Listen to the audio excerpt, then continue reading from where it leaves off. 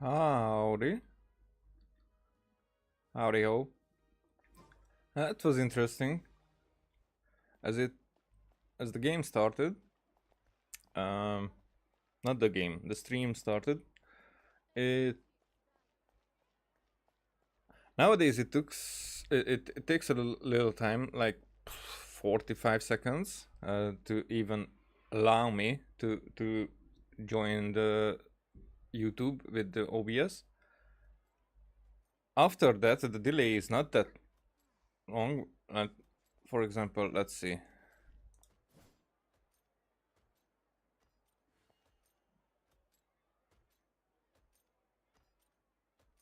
8 seconds.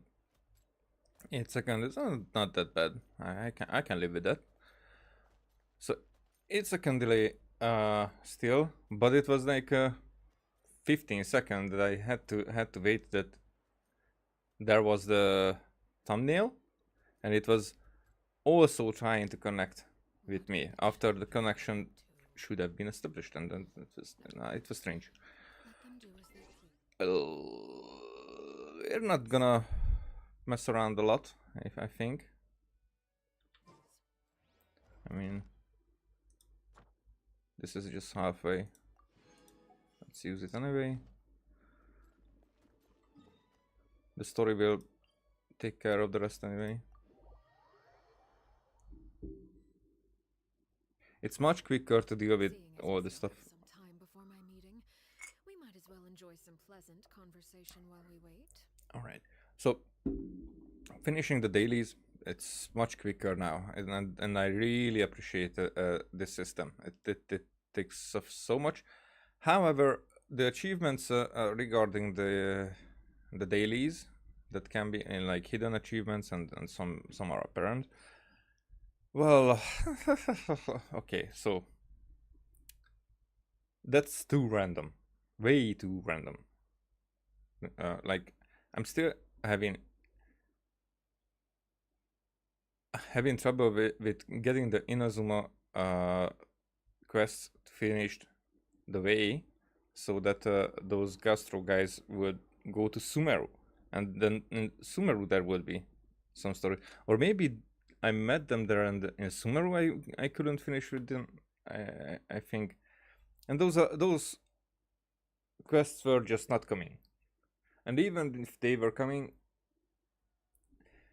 in Inazuma there was like a daily quest line that was very convoluted, and you had to do it like 5 times the quest, and answer each different options,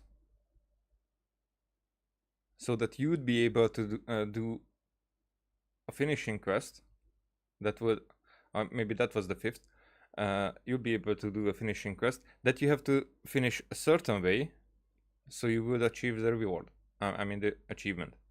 If you do it a different way, then it's unfinished and you have to start over again. And I did that like for the third attempt, maybe. And I was like checking every time that, oh, now it's that quest. Okay, now I should be. It was like even though that was not that random. So it was more like if you had the one quest, and in 1 or 2 days you had the following quest. So it was like in a week you could go through it in one direction, and in another week another direction, blah blah blah, blah. But you had to have the quest, and still that at least that quest appeared. There was this other guy in Liwe. For him, the 5 signs I had to collect, and it took me 2.5 years to finish that one. Nah, I'm not doing that. I'm glad to see you get along with my children. Being surrounded by good companions is necessary for a child's development. You're not planning on doing anything to them, are you? I assume you're referring to Lenny, Lynette, and Fremine. Mm-hmm. Although, there's that situation with Filial and Nentoy as well. It appears quite a few people have been acting out lately. No matter. I'm not one to discriminate. All those who betray the house meet the same fate. There are no exceptions. Does that mean you're going to kill them? Ooh. Oh, are you here to beg for their lives? I'm sorry to disappoint, but the rules of the house change for no one. In my organization, everyone is responsible for their own actions. She's having so much fun with this because she's not saying yes. She's saying there will be responsibility, rules, and whatnot. But that could refer to anything else. It's not an answer to Paimon. Don't you care about them at all? They really respect you. They even call you father. You must feel something for them. Any organization in which feelings come before principles is one destined for ruin. The House of the Hearth is hardly an exception. You could say our principles are more stringent than most. I mean, that's true. Perhaps I can offer you this consolation at least. As our guests, you two will not be held accountable along with them. Why would we? There's really no other way to solve the issue. I mean, we were scheming as well. I would imagine Linny, Lynette, and Fremine will be able to keep their lives. As for Filial, Nantoy, and the others, I'm afraid there's little I can do. They can try to escape, but once you know our secrets, there's no getting out alive. Okay, now that's more straightforward. But that's awful. Ah, you seem concerned. Out of consideration for my guests, I suppose I could turn a blind eye for a little longer. Okay, so it will be like, we will be grateful and we will be able to be used for her benefits later. If Linny and the others manage to dispose of Clairvy in the meantime, all evidence of their wrongdoing will be lost. In that case, I'd hardly punish them for something I couldn't prove. Oh, that's like suggesting. If their efforts are unsuccessful, on the other hand, all will be held accountable. And the punishment will be severe. Ah, it's a deal then. We'll hold you to it. Of course. Oh, and here, I believe this belongs to you. Do try and keep better track of it next time. Geesh. Okay. It takes a considerable amount of time to train a bird like this. It would be such a pity if you were to lose it permanently. Wait, where did you get that? Well, I'm afraid that's all the time we have to chat. Now, for the matter at hand. I asked you to meet me here because I have business at the Palais Mermonia. It has nothing to do with you, but I think it would be prudent for you to stick by my side for the time being. There will always be time later to run off and tell Linny what you've learned. Well, time to go. Looks like we wrapped things up just in time. Just in time for what?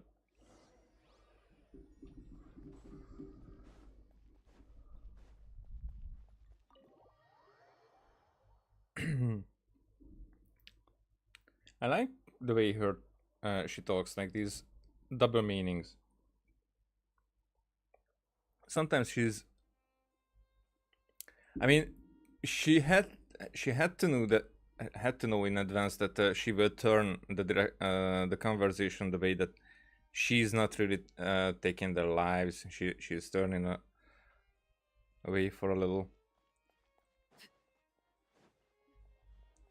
And even the option to absolutely bail us out.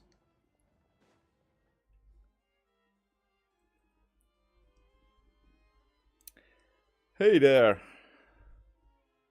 Mr. Oratrice. It's been a while, Monsieur Nervalet.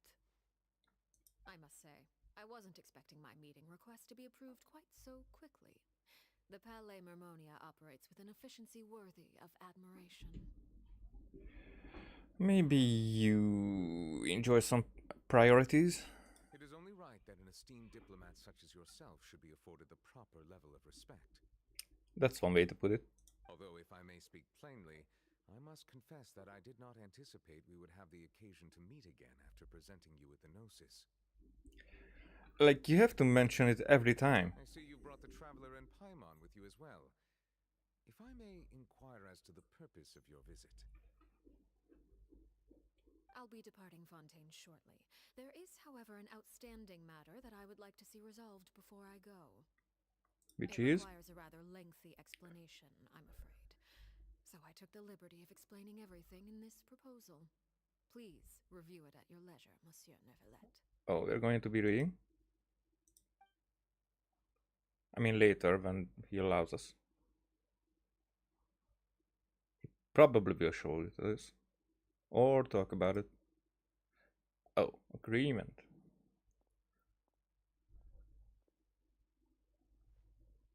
Reluctance.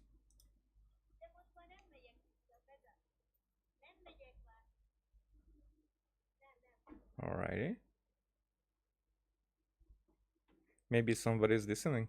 I understand your request.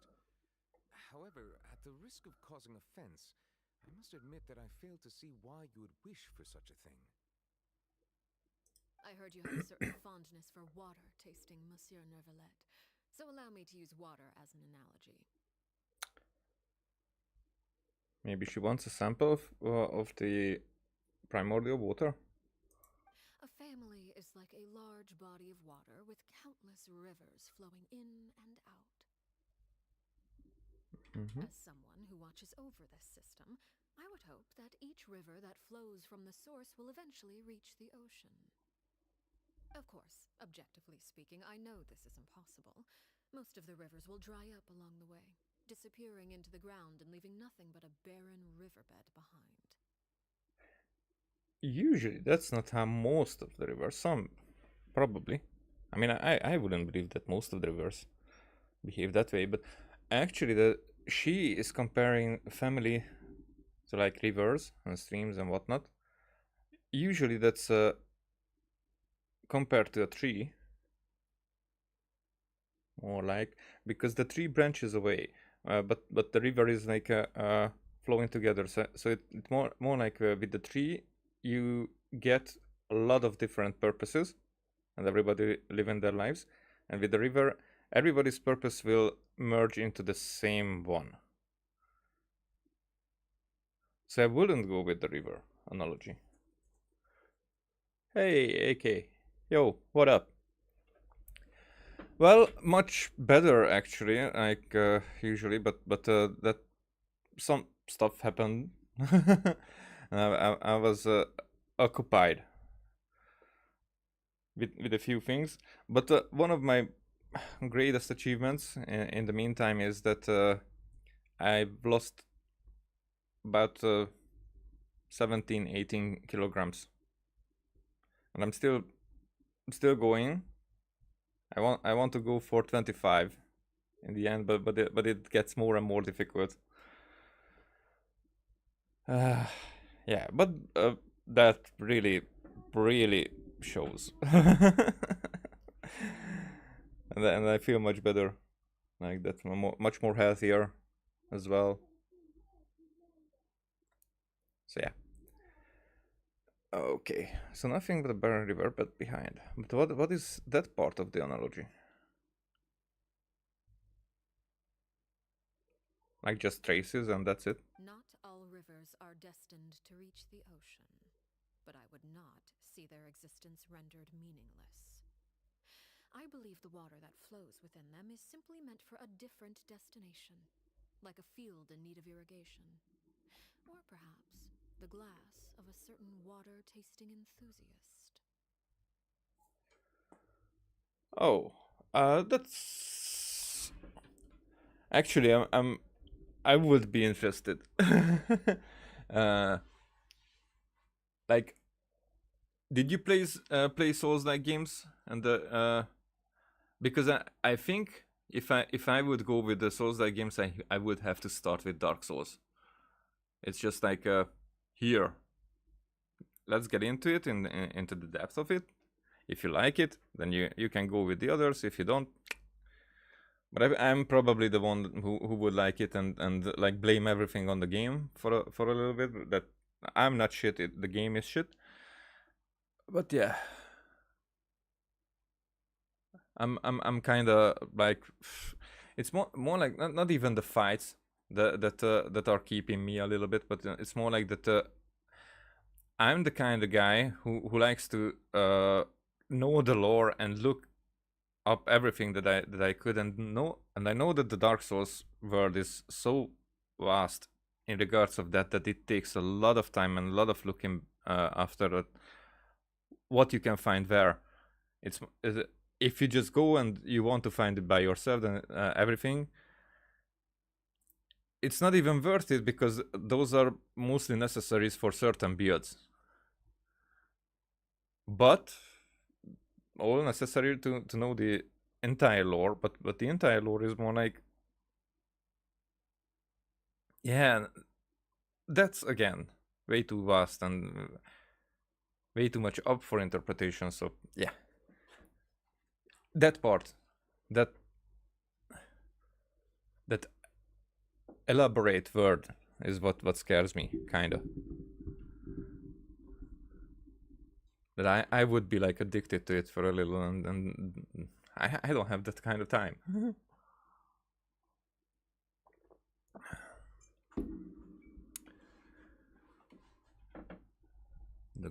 So like a field in need of irrigation, or perhaps the glass of a certain water tasting enthusiast.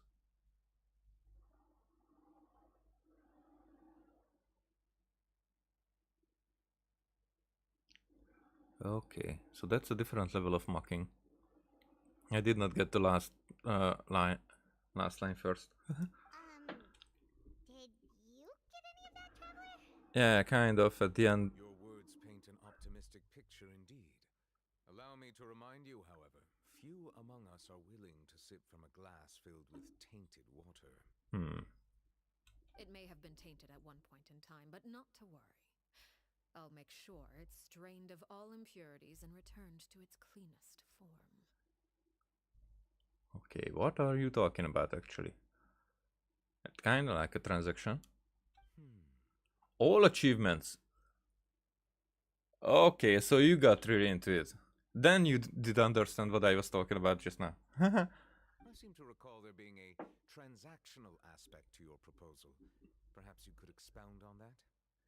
Okay, didn't see my gesture. I was saying like transactional. That's what I was saying. If you accept my proposal, Monsieur Neuvillette, I will gradually withdraw my forces from Fontaine. But why is there a threat? I did not think that they are talking about something that needs threat to make it go through. And, unless absolutely necessary, I will no longer carry out any special missions within Fontaine. I presume I can take your words to mean that, in the future, cases similar to the Tartuffe assassination will cease to cross my desk? Okay. Tartuffe. Ah, that thief who embezzled funds from all those charities, you mean? My deepest condolences to his family, but without any evidence, I cannot imagine how the House of the Hearth might have been involved in his passing. Of course, if you accept my proposal, Monsieur Neuvillette, I'm sure certain measures could be taken to reduce the frequency of such troubles. You choose your words carefully indeed. In that case, I am inclined to accept your proposal. My thanks for your generosity, Monsieur Neuvillette. Well, with that settled, we should be going now. I took the liberty of bringing along 2 bottles of spring water from Snezhnaya for you to enjoy. I do hope I get the chance to hear your impressions. Perhaps at our next meeting, yes? So this is called the truce. What they were talking about, basically. But there was something else about this transaction that is going on in the background. Indeed. I trust you would not overlook your commitment in the meantime. All right, Traveler Paimon. Time to go. So we are just listening. We are just witnesses again. And I kinda start to get it. I watched the Angel's Egg. Oh, I watched the Angel's Egg, and oh, dude, that movie and this game is like intertwined. I think that's the most fitting word here. It was good. It was strange. It was really good. It made me think so much.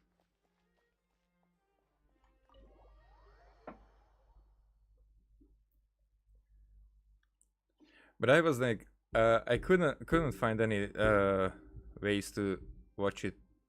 Okay. So, what exactly were you talking about back there? So I couldn't find any with English subtitles or English dub. I don't think that even exists an English dub for it. Is anything like that? It was Japanese, but there's not many dialogues in it. It's more like a visual thing, and there were few stuff in it that I did not understand at all what they were talking about. So it wasn't like you can get it from picture or context or whatnot. But I did watch other sources about those parts where dialogue was happening, what they were talking about. Oh, and that makes it even more. It's not much, but it brings up questions. So it's a very good one.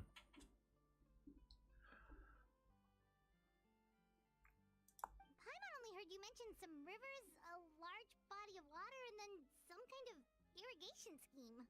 Mm-hmm. You really want to know? I would imagine there might be more pressing concerns at the moment. Winnie, Paimon really hopes everything's going okay. Yeah, we don't know anything at this point. Oh, Paimon recognizes that look. You've got your thinking cap on, don't you, Traveler?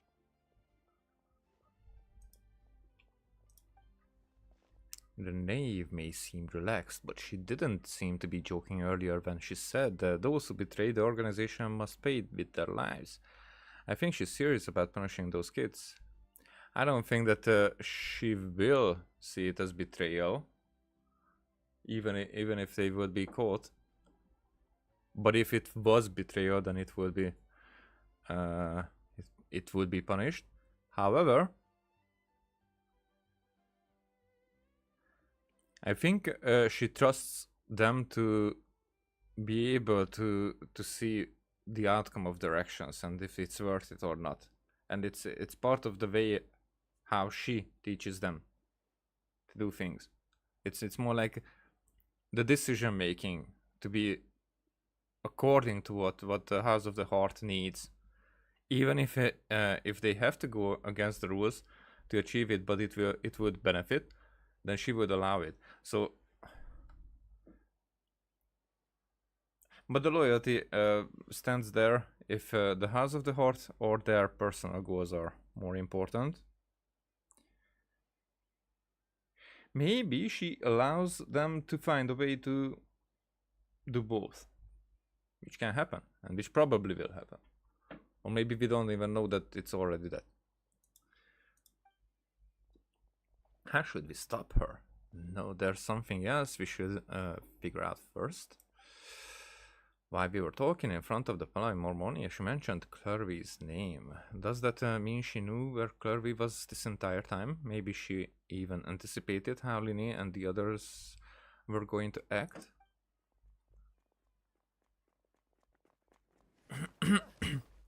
Oh, that was like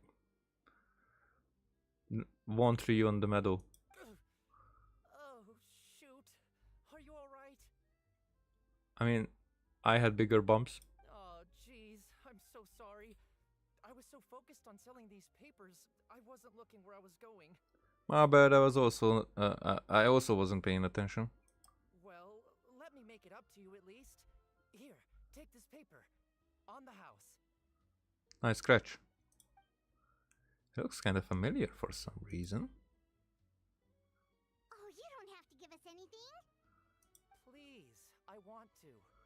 It's not like I'm short on supply. All the extras will be useless come tomorrow anyway. It's my fault, really. I was just trying to bring home some extra mora for the family, but I bit off more than I can chew. I haven't had many takers today, so I'm still swimming in papers. What's going on here? Mm-hmm. Nothing much. I just ran into your friend here on accident. I should probably get going, actually, so... Yep. Hold on. Hmm. Of course, I'm happy to compensate you with mora, it's just... I don't have any on me at the moment. I'll take 3 papers. Here. Your payment. Huh. Oh! Thank you for your patronage. May the Archons bless you with good fortune. Oh. If only I had the chance to run into such generous customers every day. I should probably just take on a smaller inventory though, right? I'm getting married soon, so sometimes it's hard to not get ahead of myself. Anyway, I should head out. Goodbye! Yeah, next one would have been when he was kid. He had this dream and whatever. NPC. Now that my affairs are settled, we should take the boat back to Poisson.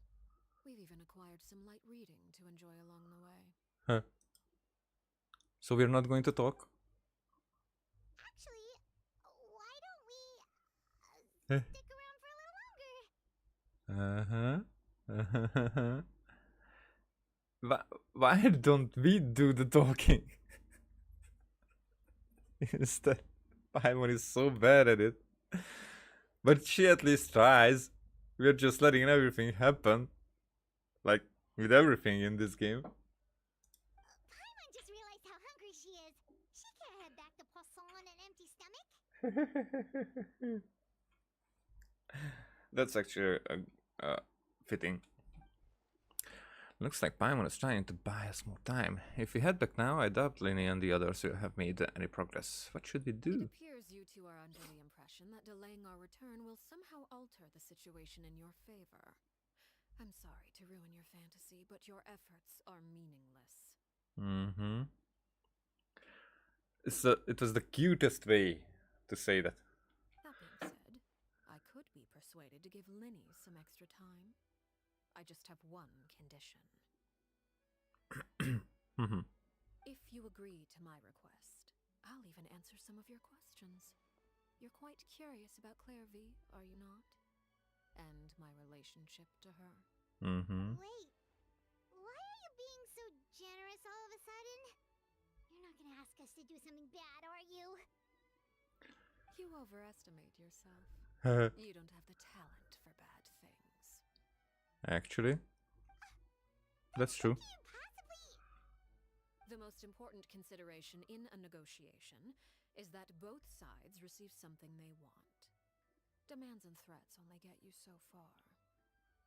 Your condition, let's hear it. Wonderful. Here it is.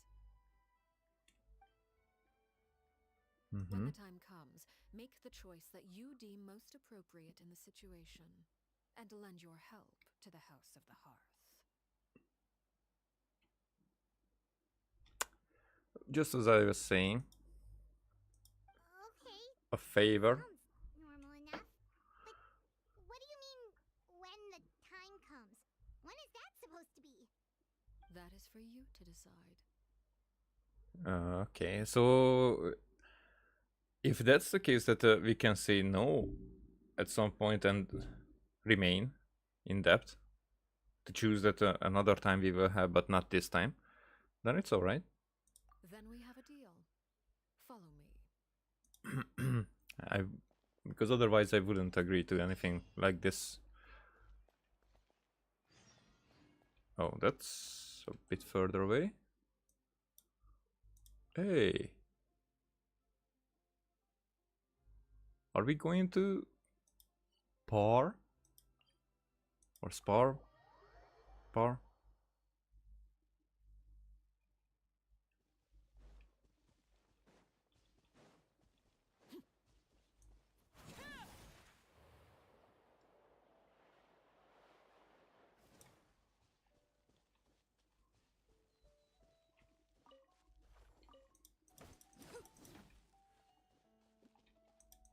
Just Cyprus.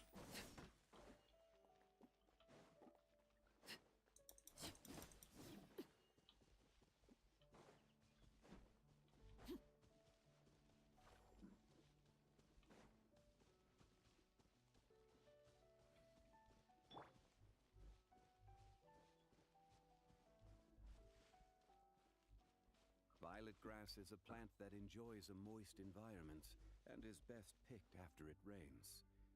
If you should choose to pick any, be sure to store them appropriately. Right. Thanks for the advice. What is this place?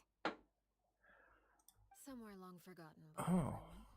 It used to be a grand building. Now it's nothing more than a pile of rubble. So it's here. I didn't know where it was. I mean, probably was here, but it was No kind one of comes here anymore, way long before this. nor does anyone care about what once happened here. Although, this place does have something to do with the story I'm about to tell you. It was before I became a harbinger, and before Linny and the others joined the House of the Hearth. Due to certain events, I first killed Clairvy and then her mother. And this is where it all happened. Uh-huh. And actually, as you can see, her mouth, her lips, actually, have some texture. Which is definitely this line. Is definitely not like this way detailed or in this style with Fossil Lore. Because there I recognize that her line was very like a strong and simple line with much more defined ways to like not with these curves. You know what I'm saying? It's more like her nose here. And I was thinking, because as we were in Simulanka, and there are like the different ways to present like paper dolls here and toy dolls on the other place, and like Durin was more like Lego kinda thingy, building blocks. So I'm thinking could have been stylized changes. It's just so it's accurate to ask it because Kenichi is definitely having some difference, or maybe Ajao, Awaj. What is his friend's name? But there we have pixelized things coming in. So the different style. I'm thinking what could that mean when it's not like in a dreamy state or whatnot, like or in an archipelago or like that, but it's more like really apparent in the main story even, because this is very different, and I know that it could be like okay, they upped it, but I don't think that too many characters now have lips, because the Traveler doesn't. I was watching it. And who else would you like give lips? Especially Lumin, and the main character. You were the one that killed Clairvy? Why? Patience now. Allow me to explain Clairvy's side of the story first. I'll start from the beginning. Clairvy was 6 years old when she was brought by her mother, Crucibina, to live in the house of Crucibina. From the outside, it seemed like a fairy tale. A thriving family made up of kind adults and friendly children. Crucibina was the knave at that time, and the House of the Hearth was under her control. She was Clairvy's mother by blood, but she was also the mother to all the children in the house. Clairvy was happy here, for a time. But she quickly realized that being part of this family wasn't a fairy tale at all. It was a kind of purgatory. Yeah. I'm expecting parallels coming up. You know, when I can like misread signs. Purgatory? Exactly. The House of the Hearth takes in war orphans from all over Teyvat. But as for how to raise them, that depends entirely on the person in charge.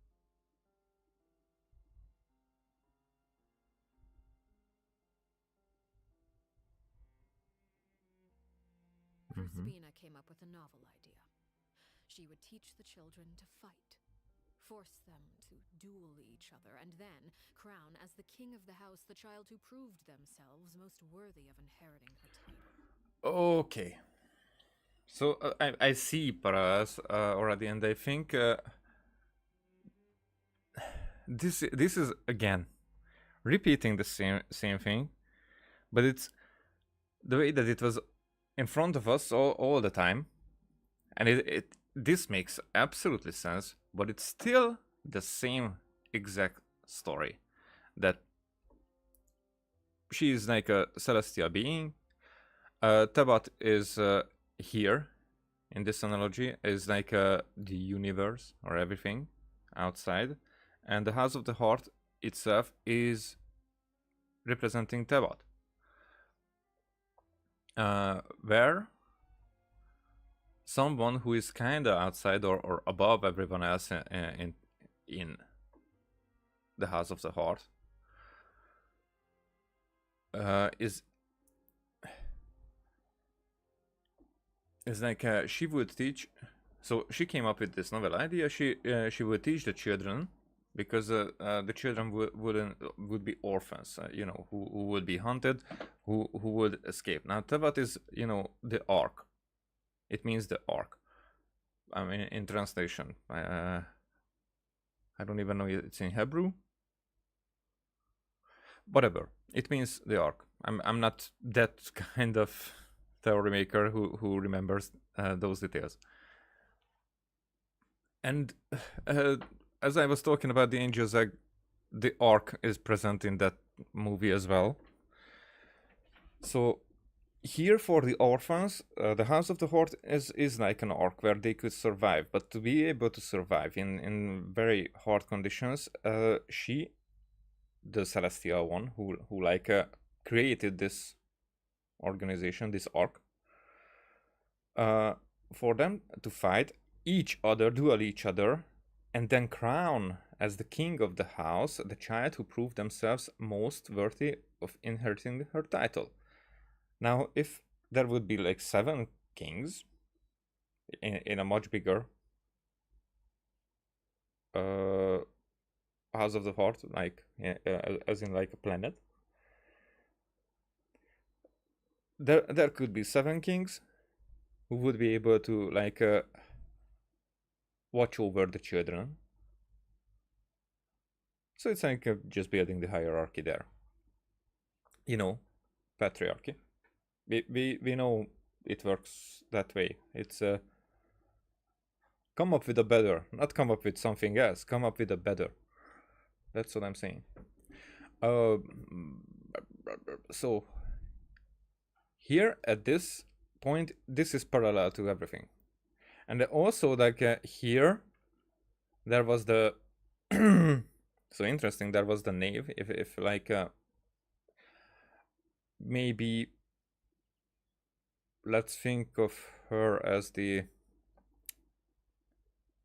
either the primordial one or the heavenly principles or something. But she will be like replaced. So if she's like, kind of like a primordial one, because the novel idea, but it like corrupts her maybe in some way, because I know I saw that short animation, so she might be corrupted, so she has to be like overcome with someone else, but that is Arlecchino, who will be who will be the kind of person who makes the hard decisions. So if this is the primordial one, and then she might be the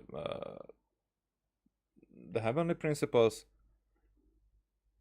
At this point, she keeps watch over the children, and now I am thinking, is there going to be like some kind of presence, or maybe like the ghost of Servi?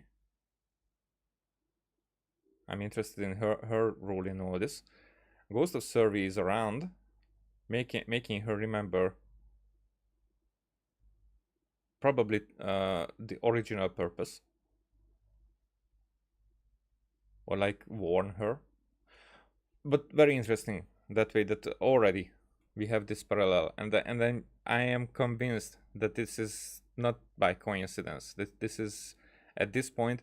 And also, if somebody is not coming and says that, hey, this is the same, or somebody who doesn't know these parallels going all over, then it's a completely new story, and it makes sense. So it's not like I'm saying that, oh, it's rehashed all over again. No, it's very well hidden, kinda. So it's more and more on the nose, but still it feels like it's not about that. So that this story contains itself, and it's not like representing what is happening in the sky, which also was told us in Simulanka, that the sky represents the fates, and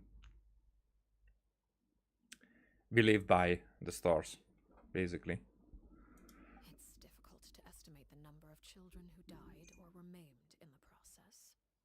There's little I can say about the ones who died. The ones that emerged with permanent injuries, on the other hand, well, they still served a purpose.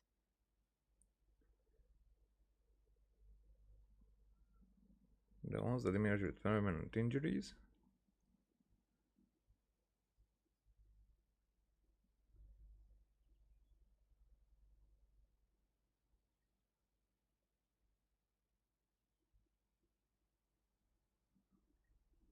So that it was fierce, definitely, and more like the ones that emerge with permanent injuries. And I do think that on the other hand, well, they still served a purpose, because I do think there is this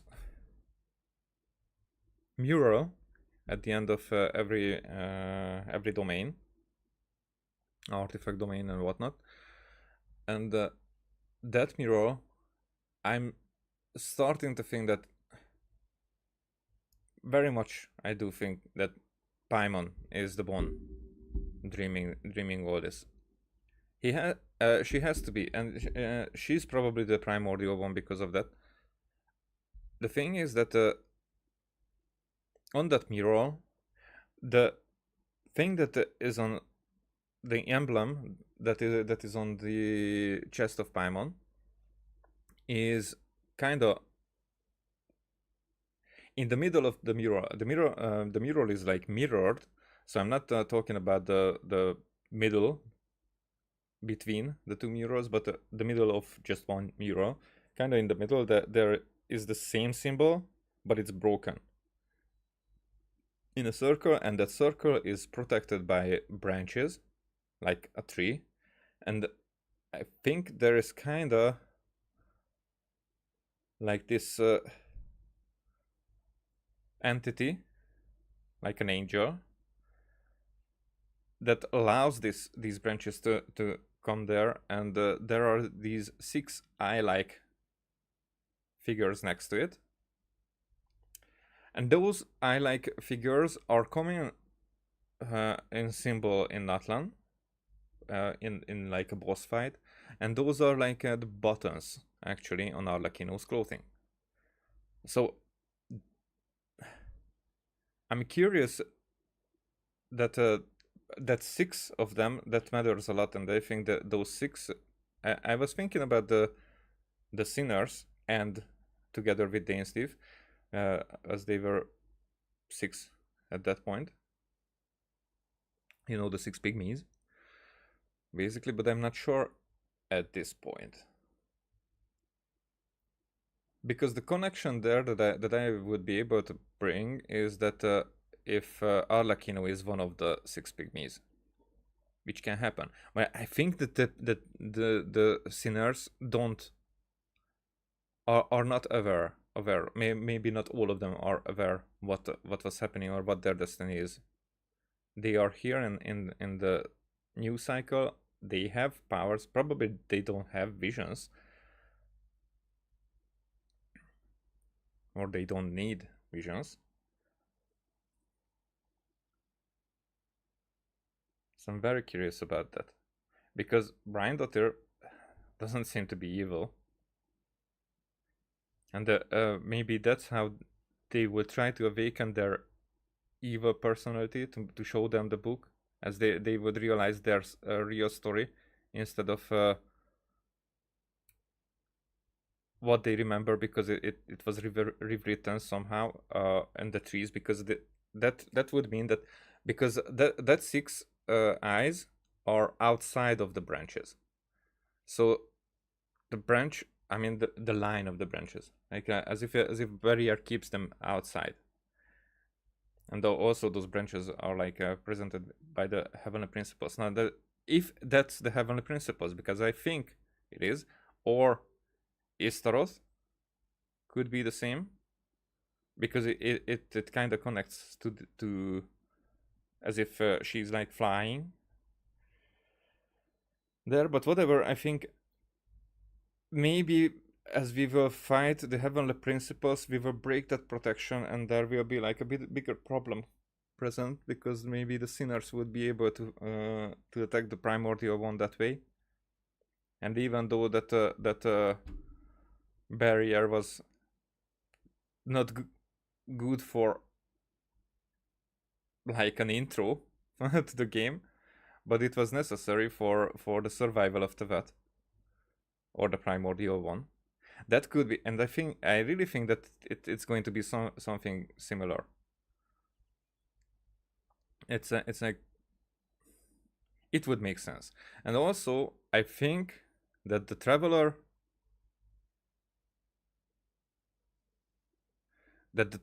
would be the soldier from the Angel's Egg. Our companion, the little girl, Paimon, is in a dreaming state, and her dream, also Angel's Egg, her dream is keeping the egg alive. Her faith is keeping the egg alive, as she's the one who is dreaming this samsara that's keeping Tevat alive as an arc, and everything in Tevat alive. So if her will would be like Paimon would die, then this protection would also end. So that's why for the heavenly principles, everything like is very, very important. But also these can like be together somewhere, because I think we don't know that Paimon is not present, as at least we don't know anything about her before we met her. 3 years, almost 4 years, and 2 months before that we knew Paimon only until then. Before that, if she was like in a slumber, or she wasn't even present in Tevat, or she was like present in some different way, which very much would make sense. I would be very interested in what different forms, if that's the case. But see, so I cannot put it together that for 500 years the heavenly principles were like sleeping, or not awake, or regenerating maybe, or whatever. Because if they would be asleep, then Paimon should be present in those times all along. But I think Paimon's arrival is the same as our arrival, our awakening. And also that is kind of symbolized in the Angel's Egg. I mean, the other way around. They would be handed over to the doctor to be experimented on, or sent away on dangerous missions. Nothing more than tools to be used and then discarded. Okay, so they would be handed over to the doctor to be experimented on or sent away on dangerous missions.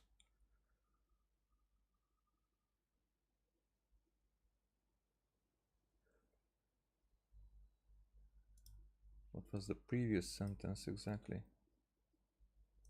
They still serve a purpose.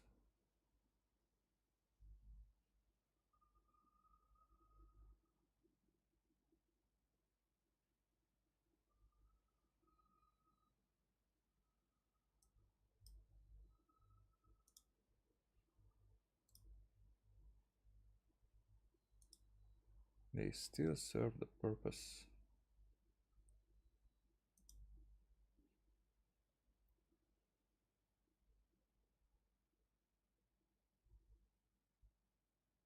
But that is what was. Now we know that the bishops were the ones who were experimented on in Enconomia. And Enconomia was punished.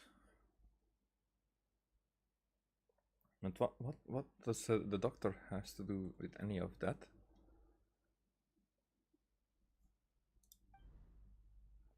So those were the experiments Clairvy was talking about. But what actually happened to her?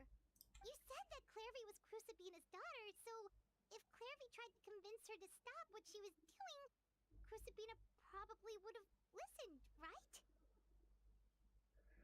So if she's the primordial one or something, some celestial being, Clairvy is probably not representing an exact daughter, but it could be like one of the shades, or maybe representing all of the shades, if that's the primordial one. But definitely in some connection, some different type of connection between the higher power, like the others. Despite being Clairvy's mother, Crucibina cared little for her daughter. She forced Clairvy to join the House of the Hearth only as a means to demonstrate her own impartiality as a mother, to prove that she treated all her children equally. That might have been a bad decision. Clairvy did try to convince her mother to change her ways, but it was to no avail. After her efforts failed, the only other option was to rise up and try to fight back. Unfortunately, the other children had already been thoroughly indoctrinated into the illusion of happiness Crucibina had created. Okay, so after her efforts failed, so they tried to convince her mother to change her ways. But it was to no avail, so that might have been a war. After her efforts failed, the only other option was to rise up and try to fight back. Probably the actual war. Unfortunately, the other children had already been thoroughly indoctrinated into the illusion of happiness Crucibina had created. So some of them, of the children, sided with Crucibina, and the other with Clairvy.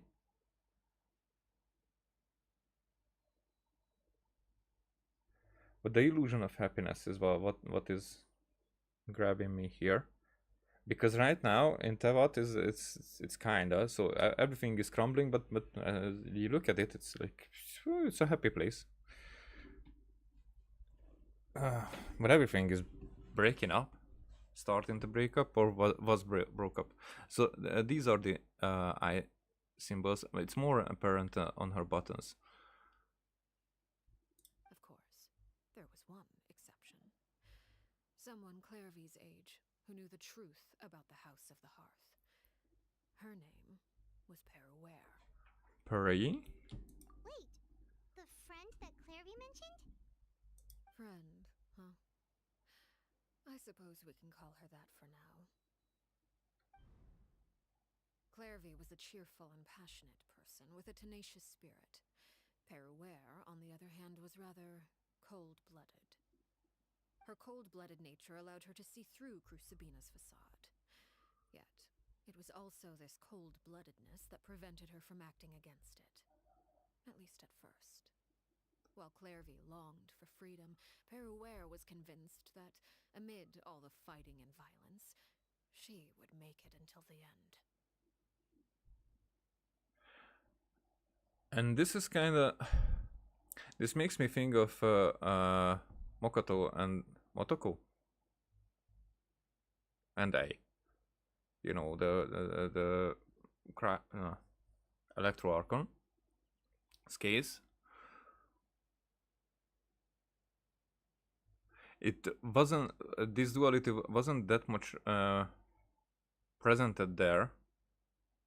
Not in the way their person is, but one of them was a fighter and the other one was a diplomat, more like, or a leader. And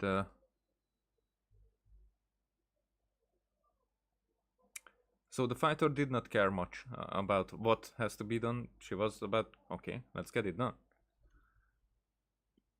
If it has to be done, it has to be done, and it's here as well. And I think that's the Heavenly Principles approach. But then these two might be also shades.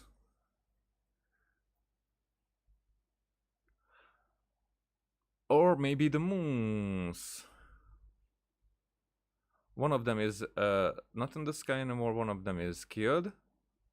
And one of them we see. And because it even shows here. The moon up there. But then there would be like the third one. Third children. Or maybe it's just not told, that part. Because it's not relevant here. Despite their differences, the two became fast friends, united by their knowledge of the truth. Clairvy told Perouere that she hoped to create a real family, where no one would be killed or sacrificed.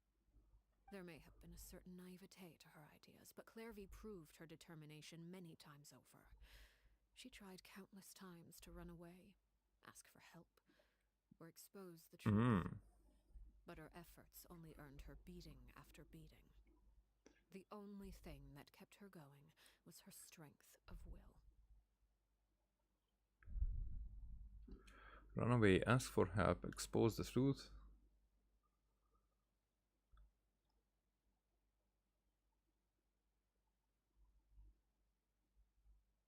So she couldn't leave. She did not have help. And the truth didn't matter. Even with her body racked with pain, she would still stand on her tiptoes and open the window at night. She and Perouere would look out at the moon together, a fierce longing for freedom shining in her eyes. But one day that light simply vanished.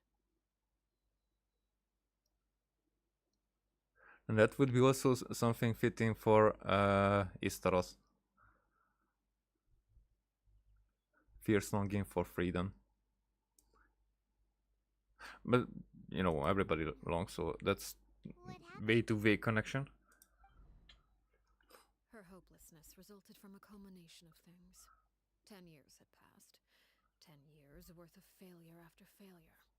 She and Perouere weren't children anymore, but finding any chance to escape still seemed as hopeless as ever. It was during this time that Perouere suggested a new plan. If escaping was out of the question, why not take down the very person sitting on top of this throne of lies? Mother herself. Clairvy rejected that proposal. She claimed that, as a famous harbinger, Crucibina possessed an unimaginable amount of power. Trying to kill her would have an incredibly low chance of success. Clairvy never gave another reason, but Perouere could see it written all over her face. Clairvy still thought of Crucibina as her mother. Killing her own flesh and blood was a line she couldn't bring herself to cross. If she couldn't escape and fight back, then only one option remained. Death. Precisely. Death was the only way that she felt she could be free.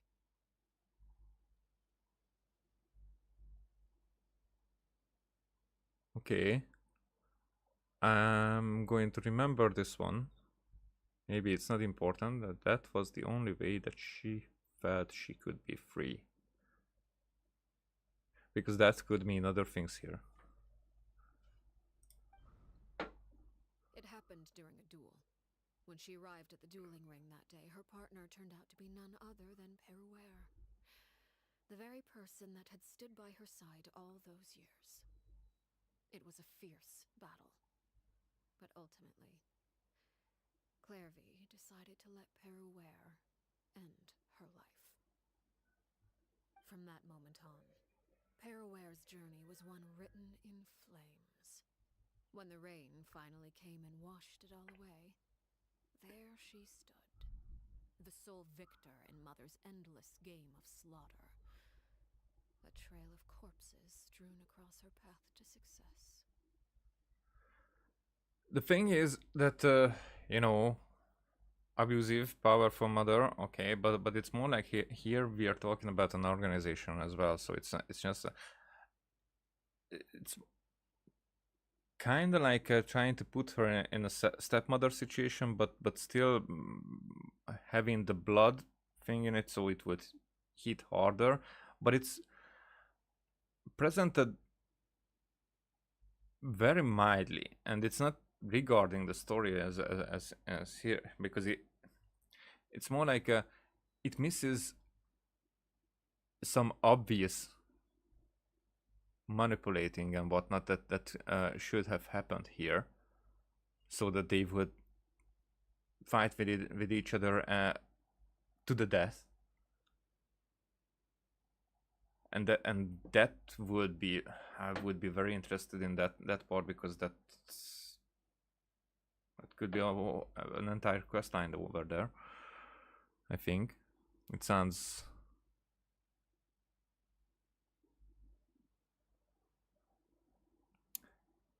So deception, definitely. I'm really like, it's not just okay. We were sent here to do, so I will do that. Especially if you saw the animation that shows that there are different emotions than like anger or hate or anything like that. It was the very result she had predicted 10 years prior. Even then, she believed she would make it until the end. She wasn't surprised by the fact that she emerged as Mother's undisputed heir. Rather, her success left her with an inexplicable sense of restlessness. She wasn't surprised by the fact that she emerged as Mother's undisputed heir.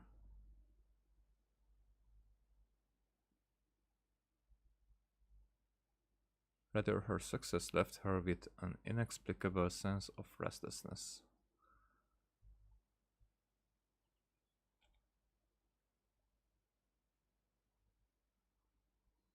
She was unsettled, and there was only one thing that could quell that sensation. Perhaps you two would like to take a guess as to what it was? Killing the person at the very top. Crucibina, you mean? But... Correct. This is the place where Peruware killed her best friend. A mere year later, this is also the place where she fought tooth and nail to kill the mother they shared. The moment she acted, any conception of what was right or wrong ceased to matter. It's one of the principles of the house. Only those who survive get to write the rules. Peruware won the battle, and became a harbinger herself. After which Her Majesty, the Tsaritsa, bestowed upon her a new name. Arlecchino. So the Perry Clairvy was talking about... It was you all along. Your Peruware. Oh yeah, they just don't find it there. You got later. This was your story just as much as Clairvy's. I left that name behind long ago. I must say, hearing it now does bring back memories. After I defeated Crucibina, the moniker of Mother died with her. I chose to forego the title she called herself, and even chose to give up my own name. I rebuilt the House of the Hearth under a new identity. Not only as Arlecchino, but as father. And that is where the story ends.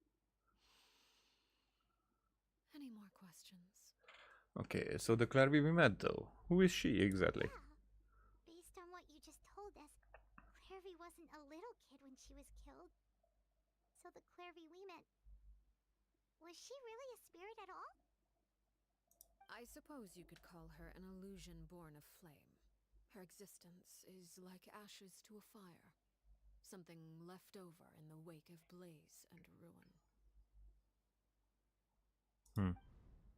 You see, a certain power runs through my veins. It's not unlike a curse. My flames leave behind shadows of anything they consume. Of course, the chances of those shadows morphing into a sentient entity are exceedingly slim. Clairvy is a very special case. What? Clairvy died when she was 16 years old. But what emerged from the flames was her 6-year-old self. Her appearance wasn't the only thing affected. Most of her memories were lost to the blaze as well. Maybe Arlecchino was affecting her in some way? Memory is a mysterious thing indeed. Losing a portion of your memories will alter your sense of self. Lose 10 years' worth, however, and it would be like living in the past. Like returning to a version of yourself that never grew up. Because if there's some kind of corruption, I mean, we know that she has it. Her hands are like black for some reason. And she brings up that memory is a mysterious thing indeed. Losing a portion of your memories will alter your sense of self, definitely. Lose 10 years worth. But now that if the memory is lost because of the corruption,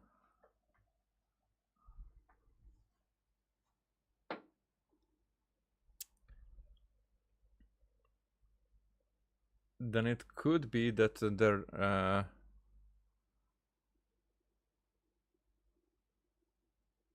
rebellion would have been the result of the corruption. No wonder Paimon got such a weird feeling when we were talking to her. Perhaps I should put it this way. Clairvy is someone trapped in time. It may seem like she exists with us in the present, but she truly lives in the confines of her own past. So if all of that is true, then you must have known about Clairvy for a long time. Indeed. She's a rather volatile and unstable entity. Sometimes she would look after the children. She's even saved some of their lives. So here you can see much better. These buttons, these mean something. But other times, she would hide from me and become obsessed with revealing the truth about the house to anyone who will listen.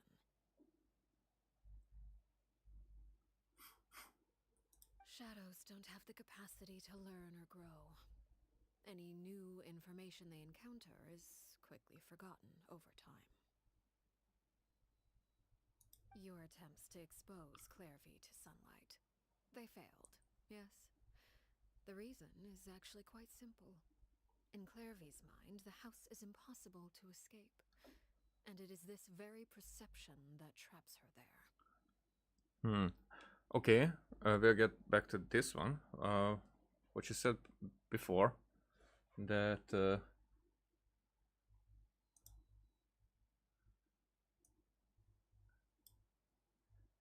here,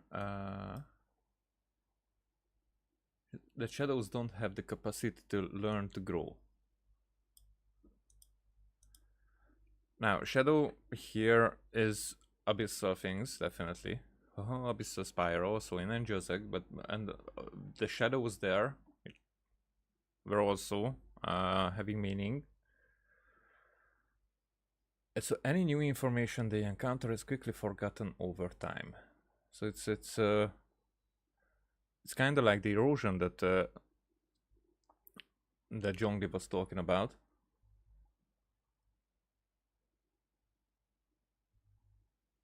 So those who are reminiscent of the past, I would say, they are unable to be part of the evolving present.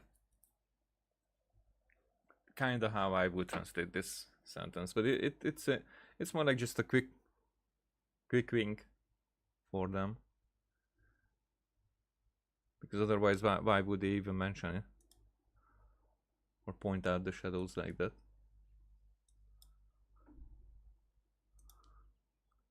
But oh no matter. All I have to do is kill her again and all will be resolved. I don't anticipate so much as a single speck of ash will be left behind this time. So in Clervy's mind, the house is impossible to escape, and it is this very perception that traps her here, her there. Now that's is many times addiction is just like an example for that, and it's not a very good one actually. But the way that people are so easily able to create their own problems, or the problems for themselves, with like thinking in advance how to solve it, and because they are like thinking with all those convoluted ways, they try to solve those details that didn't even come up, instead of okay, let's solve the issue, and if the issue has more details. I'm not saying that thinking is not important. I'm saying that people tend to overthink this a lot, like having these conversations in our heads with somebody that we need to talk to, and it's an important talk. So we're like expecting what if they said this, what if they said that, what if they react like this, what if they react like that, and it's probably after 100 ideas, it's like the 101st once, yeah, 101st that would actually happen. So, but it's not that easy. It's more like to make it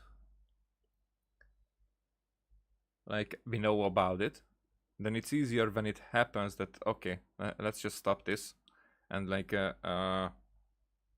have our brain occupied with something else. That could help. But if somebody is like, okay, I would recognize it anyway. No, it's not like that. You have to train yourself to be able, because otherwise you're just recognizing maybe later that that happened. Even that is better than if you're just no, it's not like that. It is like that. So better accept it and try to work on that.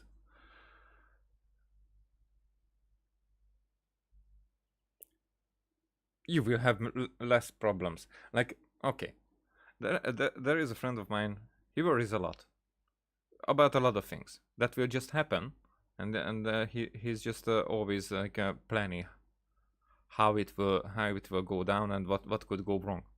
I'm like, dude, we get there, we do what we have to do, and then that's it, and we're able to deal with the consequence with the circumstances and the consequences as well. And it's like, why worry? And I'm saying this sounds like these are big things. No, these are small things that we are talking about, and it drives me insane, kinda, that I have to. For me, it's not a problematic. It's more like what drives me crazy, that I am unable to not even make him understand or even believe that I'm that much different, because he thinks that I'm at least partially acting, just acting cool, but it actually bothers me the same way. No, it's not. It's why worry? If it happened, why worry? If it didn't happen, why worry? But worry about, but we worry then when we would have like nothing to worry about, like just sitting on the couch and talking. Then why worry? Whatever. Wait! Paimon can understand why you might want her gun, but isn't there another way? So what if she's trapped in her 6-year-old self? She's still your friend! At least talk to her first! It's too late for that. She broke the rules, and now she must be punished. That goes for Filial and Nentoy as well. She's had quite the effect on them. I hope you understand. The difference between Crucibina and myself lies in our formulation of the rules, not our policy for enforcing them. Upholding the rules without question is a trait we both share, because that is how a household should be run. Okay, so now she's presenting that there are some serious cases that are really have to be considered that way. not just how she treats certain parts of it, which still have dangers. So it's just more like it's part of the training, kind of. Is this really what you want to do?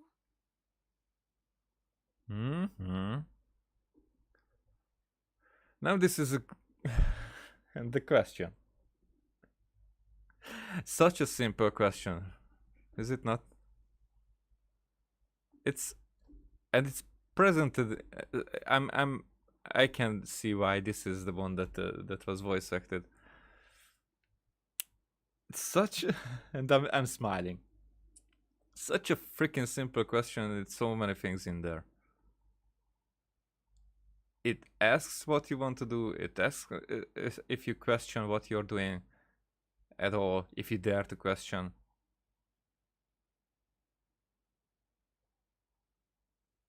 It's like putting you in not the ways, not like adapting to circumstances, putting you in the question before the question mark.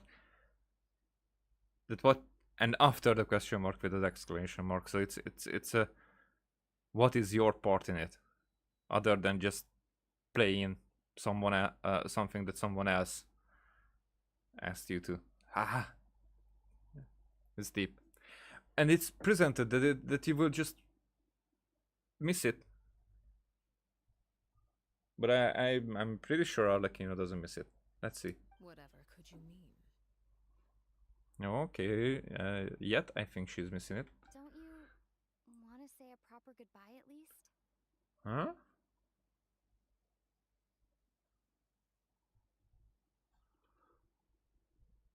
Okay. Whether as a killer or as a father, there are two things that must be avoided at all costs: anger and sorrow. And why is that? Anger makes you impulsive. Sorrow causes you to waver. Well, it appears it's about time to proceed. Before we arrived, I told some of my well-behaved children to bring our troublemakers here by nightfall.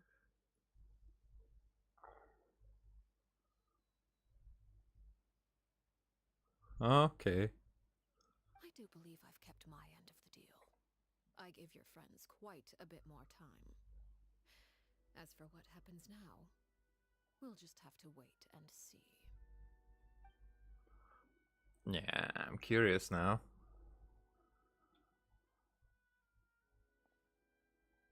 Here they are, Father. Okay. And there's Clary in the shadow. Ah. You gonna execute him? Doing something like that would actually be a first for me. What the? Winnie! Clary. I'm sorry. I heard about how you helped buy us more time. But I still failed. I couldn't find a way to fulfill her wish.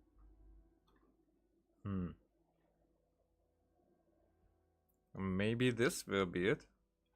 Huh? Are you...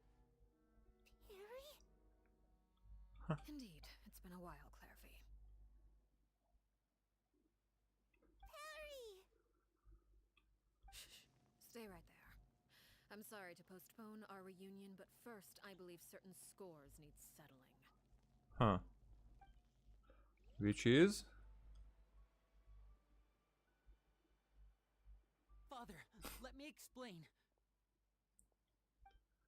Out of my way. Father! You chose to conceal a threat to the house, and for that, you must be punished. Overall, however, I suppose your wrongdoing is hardly the most egregious of the bunch, so I'll deal with your punishments later. As for right now, the more pressing concerns are the traitors among us. By traitors? Do you mean us? Curious, because I think there are at least one detail that we don't know. Father, let me explain. We didn't mean to... Fultz, why don't you share what you heard? Yes, Father. he's the one? Could it be? And that might be considered as betrayal of the others. I would see that. Secret midnight meeting number 3. Participants: Filial, Nantoi, Sato, Tadi. Oh, that's another thing. But we saw this other guy who was selling newspapers, and he had green hair, kind of like Thoughts. And they probably siblings. I'd expect that they are siblings, and Thoughts is a spy. Nantoi clearly said, if only father wasn't the one who took us in. Sato added, I'm sick of this life. I just want to live as a normal person. Filial was the worst of them all. She called us crazies and said a bunch of mean things about father. I did not! Hmm? You're lying! Fultz is trying to frame us! It's Hmm. not like I'm the only one who heard those things. After that, you and Toddy and a bunch of other people started talking about Clairvy. You were using all those things Clairvy brought up as an excuse to question father. We're birds locked in a cage. The only way out is to destroy it. That's what you said, wasn't it? You little. You just want me gone, don't you? What did I ever do to you, huh? And you, Sheplo, have you forgotten who stood by your sickbed, watched over you, and changed your dressings? Come on, let's hear it then. What's your reason for all this? Huh? You're wrong, Filial. We don't want you to die. You're our family. Liar. You wouldn't be doing this if that were the case. So why? Why have you backed us into a corner? We all live in the House of the Hearth. You know the type of work we do, Filial. A single betrayal can cost dozens of us our lives. It's not like it's never happened before. That kind of thing is hard to forget.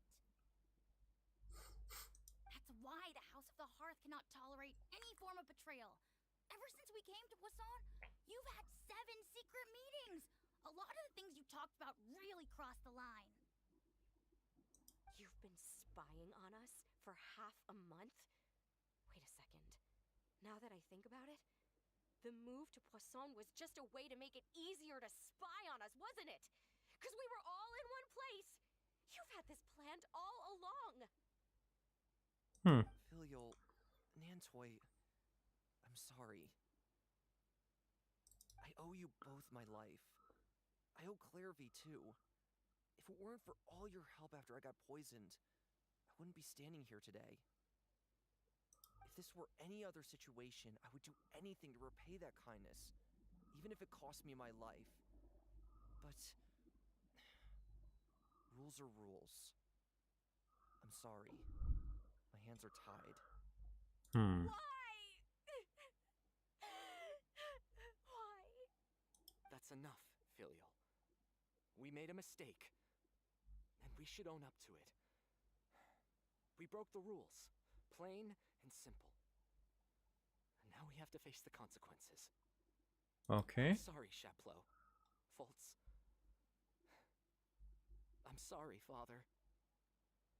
We... Oh. accept our punishment. Chaplot, according to the rules of the House of the Hearth, how should these traitors be punished? All those who betray the house pay with their lives. And so it shall be. Okay. I'm curious. Somebody will die. But if nobody dies here, then this is like.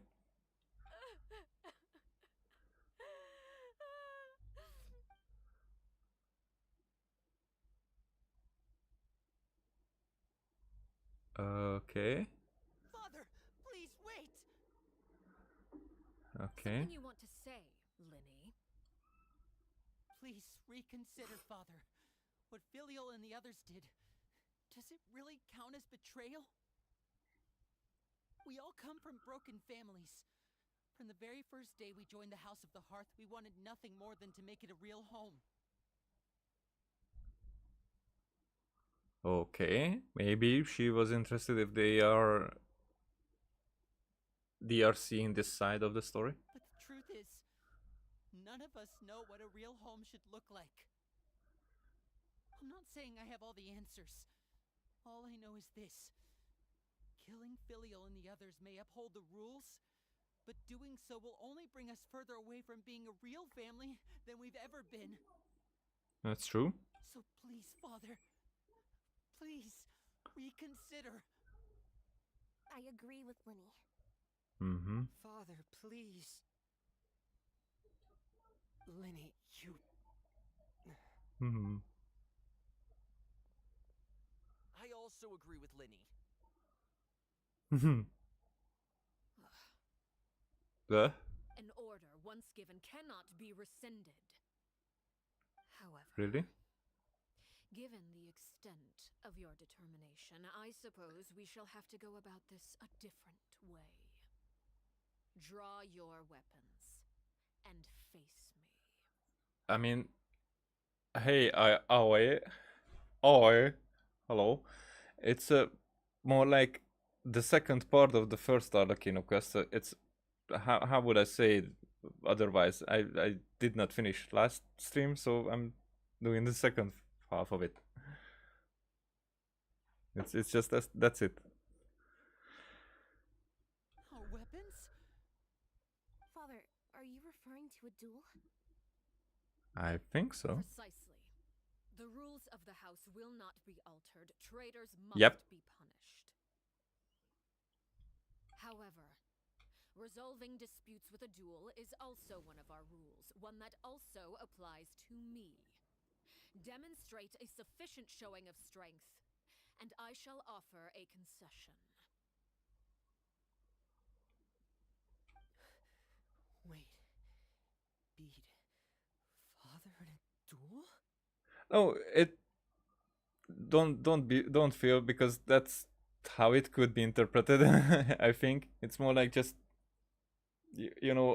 last time I started the stream, I thought that I will be doing this in one go. I did not, and I just wrote in part 1 and part 2. I was like, yeah, it's obvious, but now it's not. So I kind of feel like embarrassed. Okay, beat Father in a duel. I mean, all of us together? Impossible. Father is way too strong, even for Lenny. Yeah, I know, I have her, and especially with the scythe, she's like unstoppable.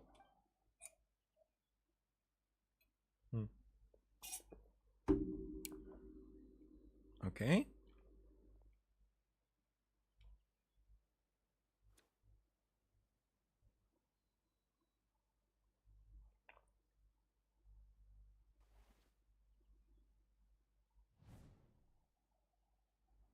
Okay.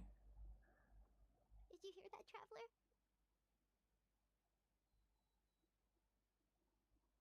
Lenny and the others have to duel the knave. What should we do? Can they really win something like that? If they lose, those people from the house are really gonna be executed. Hey, are you listening? Yeah, she's talking so fast.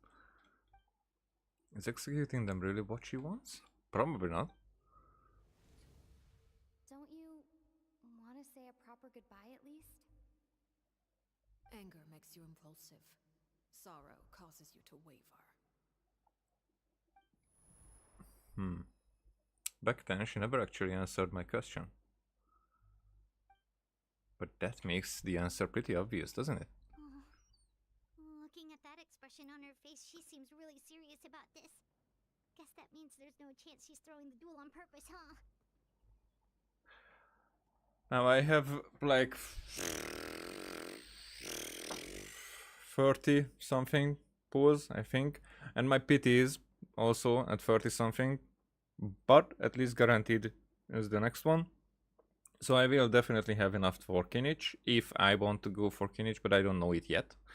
But he is the one that I'm interested in at this point, and definitely the Pyro Archon. So that's why I would probably wait for the end of Kinich's banner, see what is coming in the update after.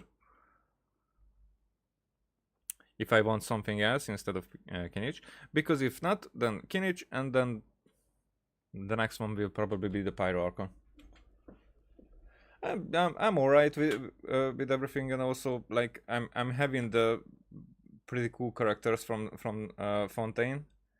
I don't have Nuvilet, but actually I don't enjoy Nuvilet's playstyle the way like so many people praises it, and I don't know. For me, Arlecchino, yeah.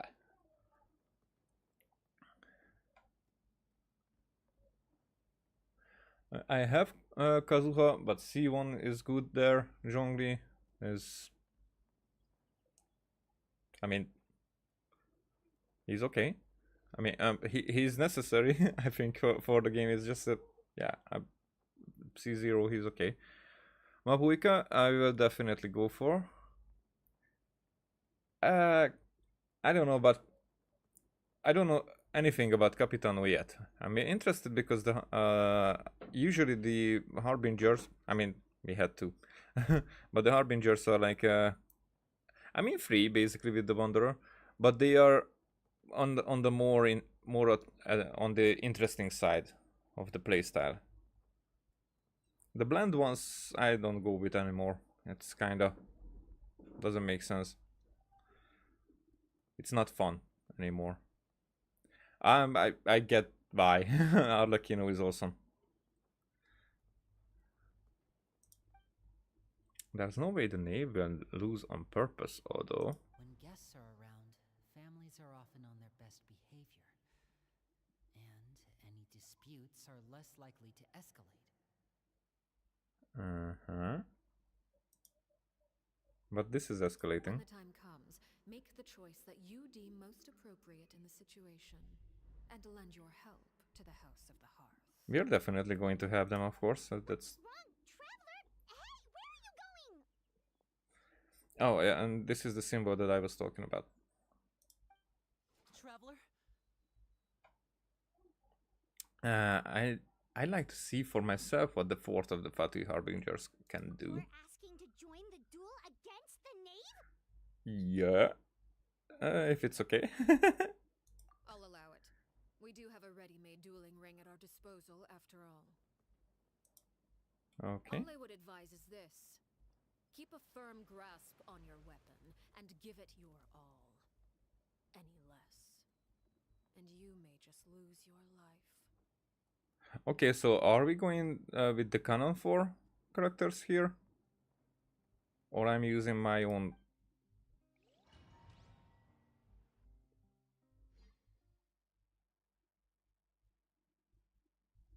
Because using Arlecchino against Arlecchino in a story... yeah, so there it is. Solidify! There is no escape. Is it my turn Inazuma shines eternal.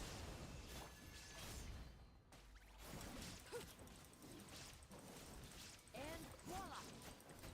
Now that's more like it. Laid bare. With the fall of darkness, Destruction shall rise. Stabilize! This is order! Have a taste of purgatory. Hang in there. Ah. Is it my turn? Woo!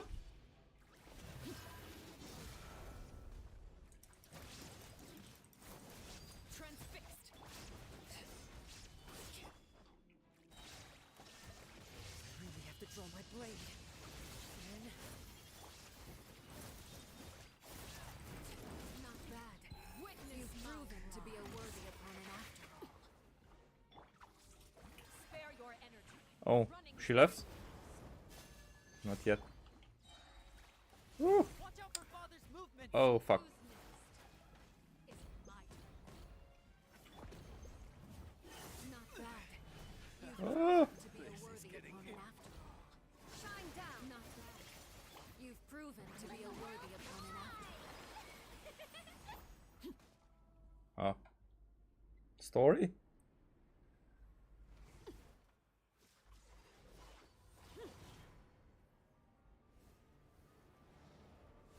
Okay, so it's just stage 2. I thought that there will be something.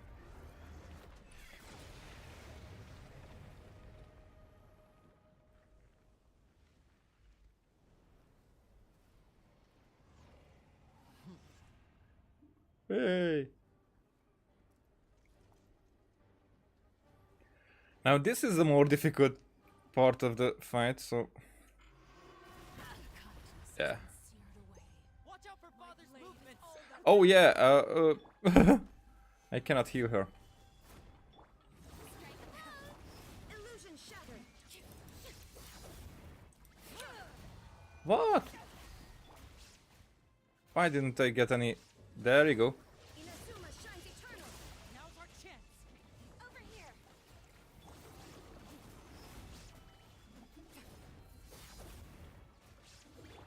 Overruled. She will die. Shine down. Your punishment I will have made order. manifest. Watch out for father's movements. Look out. Ah. I knew that will happen. Okay, so now it's story.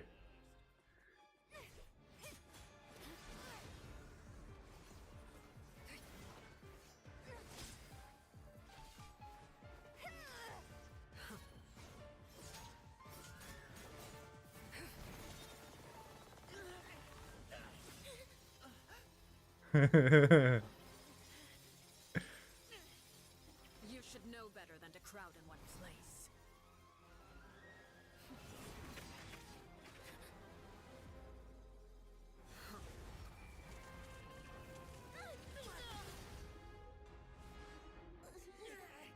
Oh, I know.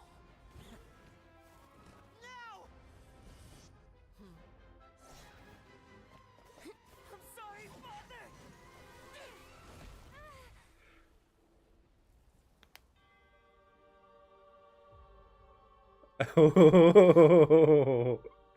Cool. Sorry for what? This pitiful excuse for an attack. Hey.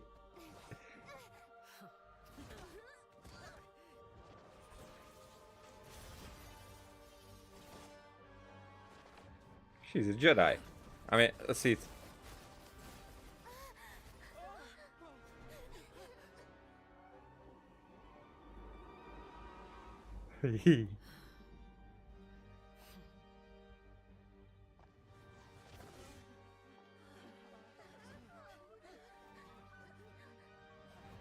Father, no!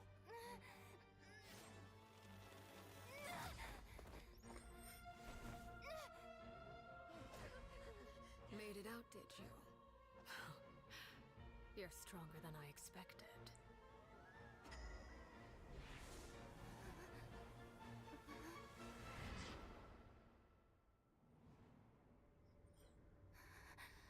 Crimson Moon. I can't move.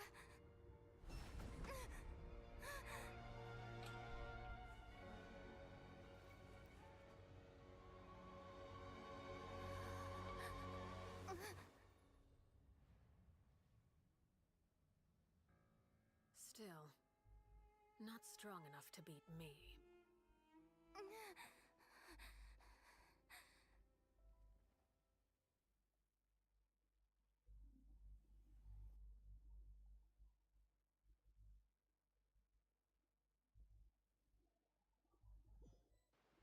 Okay. I thought that we will get a flashback.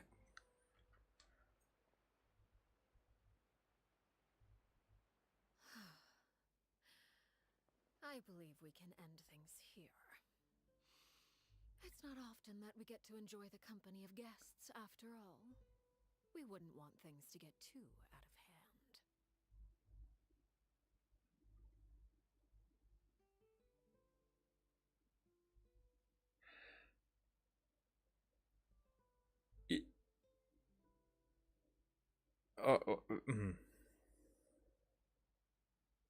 If it was a performance, I swear. The entire thing.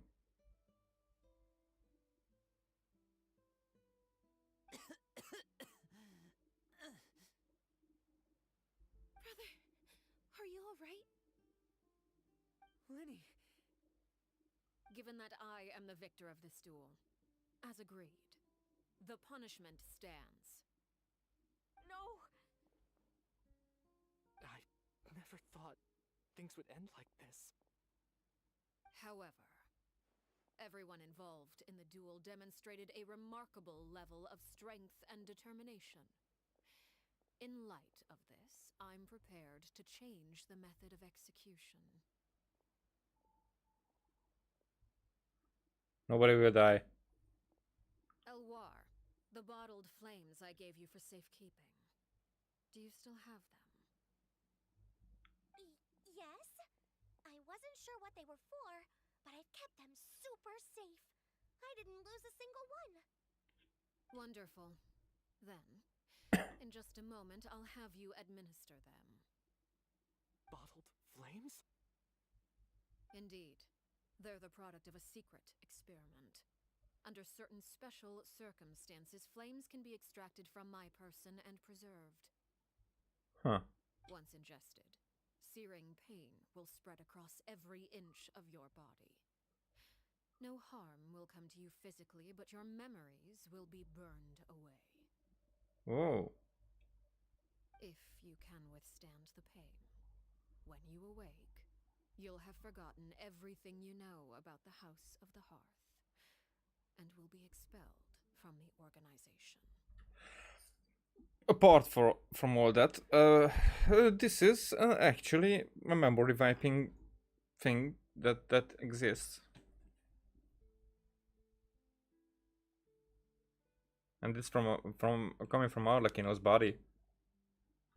Like the web from Spider-Man's, the Sam Raimi Spider-Man's wrist, kinda. I guess.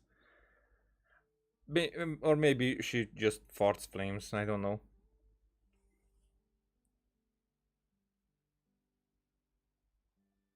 But we know a lot about memory erasure. However, not this kind of that for individuals, but more like, you know, the ley line things with airmen. So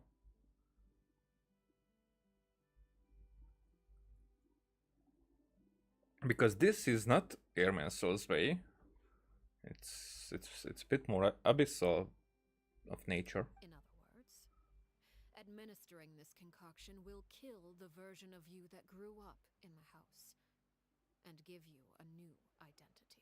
Oh, so that fulfills their wishes that they can leave the organization and they can live normal lives, but they are basically killed. So their lives that they were living here. Okay, that makes sense. And it's not that cheesy. Okay, I can get behind it. So that means the young man that I thought looked familiar, the one selling newspapers outside the Palamormania, he must have been the same horror we saw on the list of executions. He wasn't killed at all. Memory is a mysterious thing indeed. Losing a portion of your memories will alter your sense of self. Okay, as I thought that this will come back. No, if my understanding of the knave is right, she really thinks of that as killing him. The horror that lived in the House of the Heart is dead, and also probably cannot be brought back. I mean, in Air Soul, there are saved memories. The one that remains is simply a normal person living out his life with his beloved. Even so, it's much better than actually ending their lives. So, you're just letting us go, Father? I wouldn't consider that way because you will give a life to somebody else instead of you.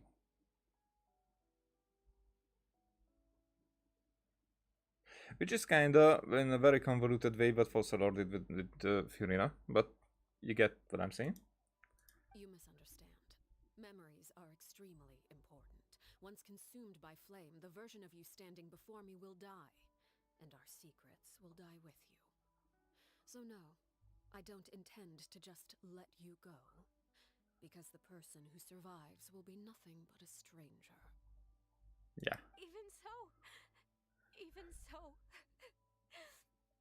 I won't have to live in fear anymore. Yeah. Given the choice. And this type of thing gets me. Especially when it comes so much from the guts. So it's not like she was thinking about it. That maybe she was like, "Oh, that's exactly what I wanted. It's even better. You know, it's Cypher from Matrix." I'm sorry, Father. I'm sorry I let you down. But I really... I mean, this is before they become like Cypher from Matrix. So they get what they are longing for. So the betrayal actually will not come. Don't cry, Filial. You haven't left the house yet, so there are still rules to be followed, yes? Remember what I taught you. Anger makes you impulsive, sorrow causes you to waver. Don't let yourself be controlled by your emotions. Filial is now a fitting name. Because the name was like, okay, I feel your wishes. Of course. Fulfill your wishes. Dry your tears, and go pursue the life you really want. Yes, Father. I'm drinking the stuff. Chapleau, Foltz, Elwar. Take them back to Poisson. And bring Linny and the others as well. I prepared 3 extra vials of bottled flames. As for whether to take them, the choice is yours. Goodbye, children. The next time we meet, I will no longer be your father. Thank you for all you've done for the house. I hope you have bright futures ahead of you. She doesn't look at them.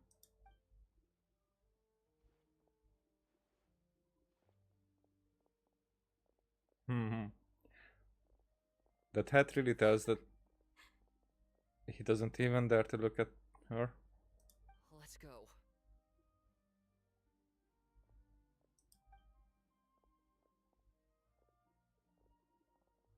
Here, grab my arm, Linny. I'll help you walk back.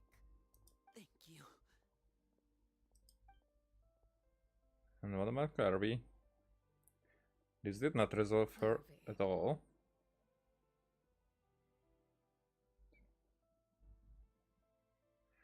Is that...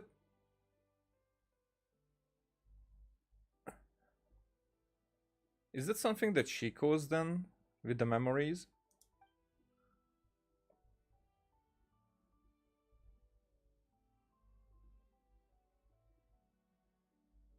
Can we talk now? I've been waiting for a super long time. You really are Perry, aren't you? I haven't seen you in so long. How come you're all grown up?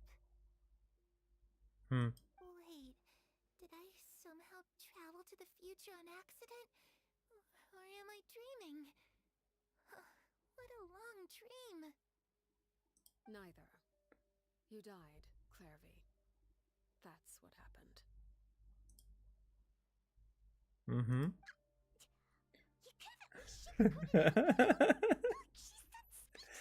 I mean, that's the thing that happened, and she has like a time to get over it. If this really is Clary's younger self, then I would say she's probably had enough lives.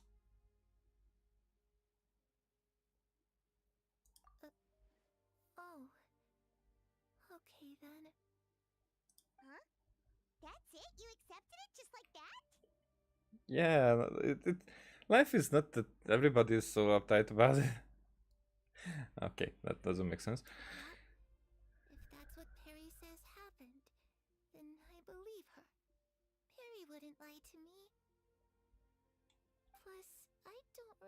to know why I'm like this. I'm more curious about what happens in the future. If you're a harbinger now, Perry, that means Mother is gone, isn't she? Hmm. Can you tell me about it? I want to know what happened to her. And to me. And she will tell it. You never stopped trying to defy fate. At first, no one believed you. You could only vent your frustrations to the moon. In fact, you often sought comfort in the night sky. You wanted to see the aurora, so one night we promised each other we would go to Snezhnaya to see it together. Later on, you tried to run away, but you were brought back each time. Mother spared your life, but it wasn't out of kindness. Instead, she decided to make an example of you by slowly torturing you over time. That way, the other children would know what happens to traitors. Shit. That's worse. Still, you never gave up.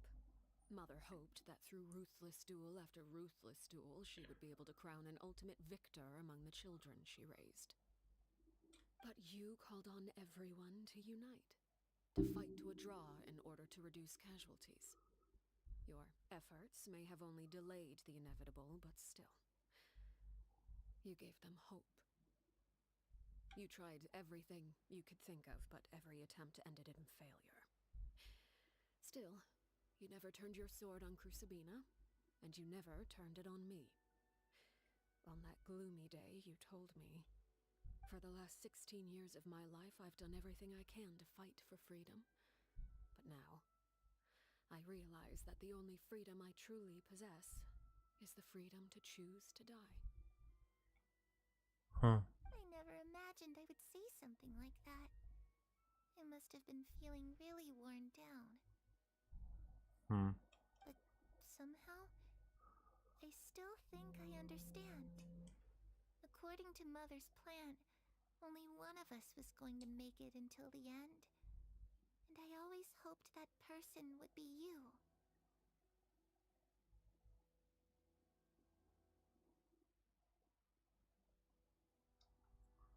If I could do it all over again, I still don't think I would make a different choice.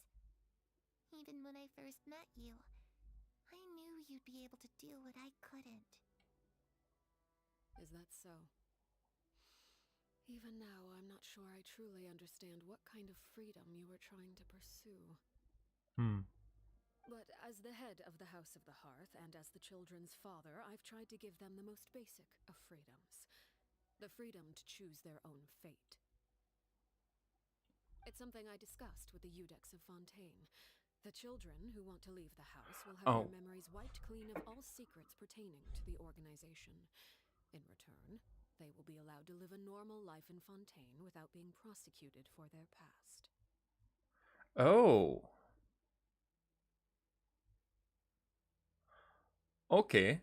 Getting back to the parallels, because if this is like the second authority over everything that wants to clear the first one's mistakes, like having their own instead. It's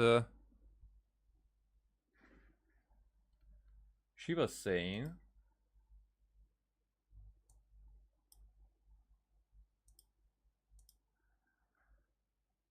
so as the head of the House of the Hearth, so as someone who is supervising Tebat, and as the children's father, as their creator, kind of, I've tried to give them the most basic of freedoms, the freedom of choose their own fate. So that was probably the beginning of all, because she said that she says here that the freedom to choose their own fate. So that is what is considered as freedom by this character and whom she represents. Probably as a celestial being or something, but really powerful character. Maybe it's herself. I don't think so. So to choose their own fate, but it's then you know, the own fate is the visions, as those who have the visions, they are reliving the same fates over in the new samsara, and probably those fates have to be witnessed, and those fates change, because now we know that in Natlan there will be names that will be erased, and names are again in correlation with probably not just the visions, but definitely the stars, and the stars and visions they correlate. So because the stars decide the fates. So then now it's something I discussed with the Udex of Fontaine. So something that I prepared together with the dragons, you know, not the knave, but more like the other. The children who want to leave the house will have their memories wiped clean of all secrets pertaining to the organization. So the ones who fulfill their fates and ascend, those visions, those fates will be like saved for other samsaras when those fates will return. But those who will leave, who want to leave, they can, but they cannot know what happened. So that's how I think that the new samsaras like have new memory cycles. Not for everybody, like probably Zhongli remembers everything, but maybe not, because that could be like that will have their memory wiped clean of all secret. Those that the memory wipe happens in Irminsul, probably at the end of each samsara, and I think Egeria and Rukadavata, but definitely at least Rukadavata, was trying to not allow it, so that people would remember the truth, as we were talking about it previously, as Clairvy was trying to tell the truth.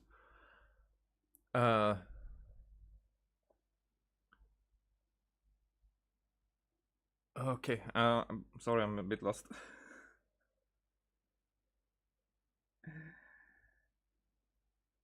So Clary was about to tell the truth. Want to leave the house? We'll have them. Yeah, so Irminsul deletes these and rewrites kinda these things in itself. But there are some who remember, and I think that because at this cataclysm, or soon before that, the archons were changed. At the cataclysm, so Venti is not. Venti is a young archon, but okay. So the Cry archon, I don't know about that. We know that the Natlan archon, the Pyro archon, is not the original one, but it could be like a double archon situation, that there are two sides of the same archon, like similar a bit to Fossilor, but not the same, because probably none of the parts are human. There's Fossilor, but Egeria was the previous one. Fossilor was like imprisoned all the time, so there also another archon, probably sacrificed for something, and they probably lost. So this is the thing that I think the archons involved in the cataclysm, they lost against against Celestia, except Zhongli and Venti.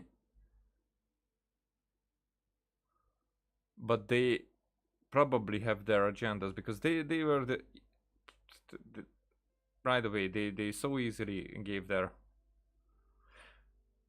noses away. And also I think Venti is the one who woke us up. I think Venti is Istarot, and Venti is the one, because he returned also at the same time when we woke up, and we are probably to judge if Paimon's egg is real, becomes real, or if we say that it's empty, actually, and it's just an obsession, but trying to keep something alive that is definitely dead already. Ah, so convoluted. And so this is what I'm taking, similar to what Navia was talking about in Simulanka. Of course, I won't simply hand freedom to them on a silver platter. They have to fight for it and prove themselves worthy of it. And only freedom that is earned has true value. So I think that we are the witness who is able to decide if they are worthy. That's more than enough. That's exactly the kind of life I was fighting for. You know, Perry, I think you're a pretty amazing king, and a really great father, too. King? Because she was talking about the king, so the thing that Clervit mentioned her as king.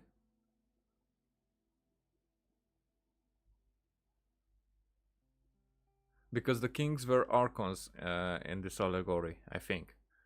If not. But in other ways, if we consider Paimon as the primordial one, not even. If we consider the primordial one as a queen, then it could be because it's androgynous by nature. There could be a king next to it, and they like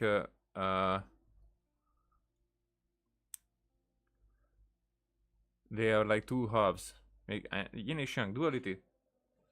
Yeah, yin and yang. Oh, no, sorry. I barely ever said it in English, so. I'm really happy that you're the one who took over the house. I guess I do have one regret, though. I still haven't seen the outside world. Huh. Well, it just so happens that our dear guests over here have been to many nations and traveled to countless places. Perhaps they would be willing to tell you what the outside world is like. Huh? Really? Of course! We've traveled all over the place. We've got so many stories, we could probably talk your ears off for 3 days straight. At least. I think it's more. Talk about the land of Anemo, nation of freedom, Geo, Electro, Dendro.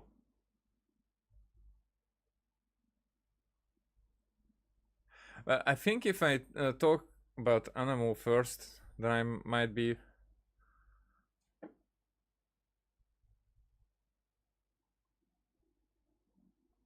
making this short, or I can only because if I can only choose one, then it's definitely Anemo. You know, I used to dream of being a bard. Playing the lute while singing into the winds of freedom. Even if there was no one there to listen, I would have continued to sing no matter what. That's where Mora comes from. I never knew that before. If I had some Mora, I would buy 3 new dresses. One for me, one for Perry, and one for Mother. It's just too bad Perry doesn't like wearing dresses. And Mother, well, she probably wouldn't accept something like that either. I guess I'd just have to keep them all for me then. I could wear a different one every day. So she doesn't even know about Mother being dead. Those yokai you mentioned, what do they look like? I once saw a drawing of this one guy with horns on his head and a super scary face. Are there any yokai like that? Oh, sounds like you're talking about an Oni. Yup, we've met one, and let Paimon tell you, they're not nearly as scary as they look. He's a sweetheart. I mean, Ito. Talk about the land of Dendro. I was always too afraid to skip Mother's fighting lessons. But at the academia, I bet you could do all sorts of secret things in class. Things that have nothing to do with studying. just kidding. Being able to study whatever you want without having to fear for your life actually sounds pretty great. You tell Clervy all about the various nations you visited. Eventually, conversation returns to The Fontaine. situation was super dangerous. Lenny and Lynette were accused of committing a crime, and they were going to have to stand trial at the Opera Epicles.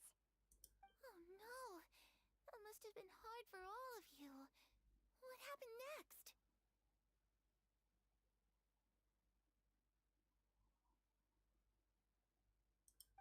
Don't worry, we were able to turn the situation around super quickly, all thanks to Detective Paimon, of course. How'd you do that? Come on, tell me. Okay, so it was like this. After the failed magic show, we rushed to the scene and... Clervy is listening really intently to Paimon's story about our time in Fontaine. She seems really happy, like all her troubles have been forgotten. Maybe this is the first time she's ever been able to truly relax, but I'm not sure how long this moment can last. Shadows don't have the capacity to learn or grow. Any new information they encounter is quickly forgotten over time. As time passes, she'll probably forget everything we've taught her and go back to being that scared little girl who could only hide in the shadows. I was so busy thinking I almost didn't notice. The sun has risen.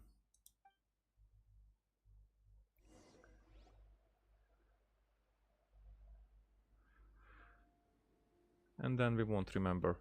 Clervy, you've worked tirelessly from the shadows to overthrow the House of the Hearth.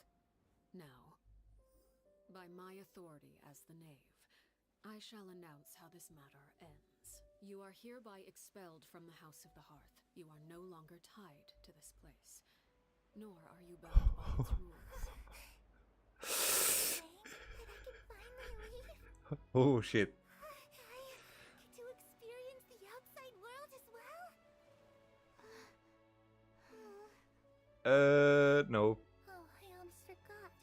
There's no getting older for me. Still, seeing who you grew up to be makes me really happy, Parallare.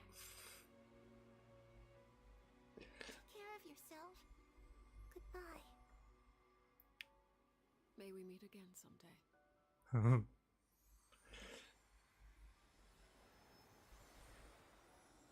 Okay.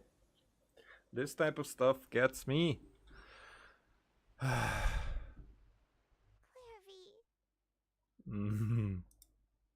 She left so soon. Paimon didn't even get to finish her story. It's not that important. I also have certain sentiments left unsaid. Oh. I wanted to tell her that the aurora I saw in Snezhnaya was just as beautiful as the ones in the pictures. But a shadow's memories reset at dawn. Had we delayed any longer, we wouldn't have had the time to say goodbye. Whatever regrets may linger, let them be lost to the coming of a new day. Okay. Father? It's Linny! Hey, Linny!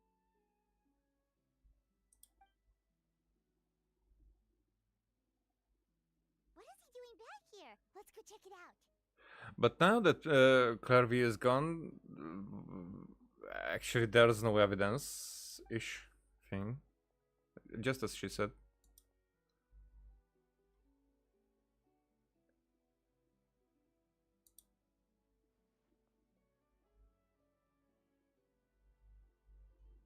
Father, the bottled flames have been administered.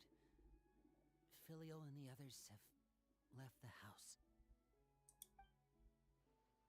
And you? What have you decided? Thank you for giving us that choice, Father. But we never wanted to leave the house. It's the only home we've ever known. Lynette and Fremine feel the same way. They're recuperating back at the Hotel Bouffe d'été. But I decided to come back and tell you where we stood. I'm I'm sure you're well aware of the expectations I have for you.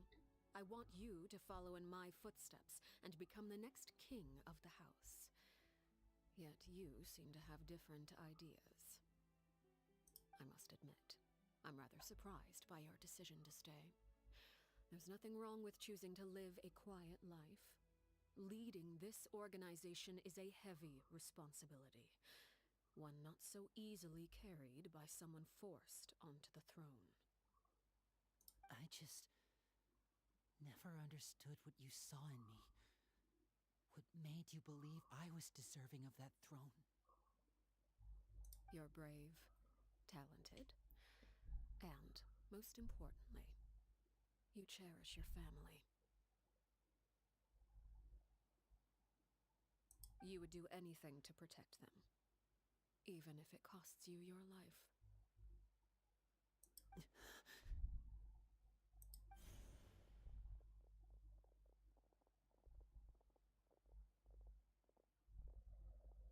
Speaking up back there was so brave of you, Linny. It's all thanks to you that we were able to convince Father to back down. You're a hero, Linny. Hero. Father is the real hero. Had Father gone all out during the duel, there's no way I would have walked away with my life. She must have had it all planned from the beginning, from the very moment she suggested a duel. I'm not deserving of that title. I'm not strong enough or smart enough. You will be. You're wrong.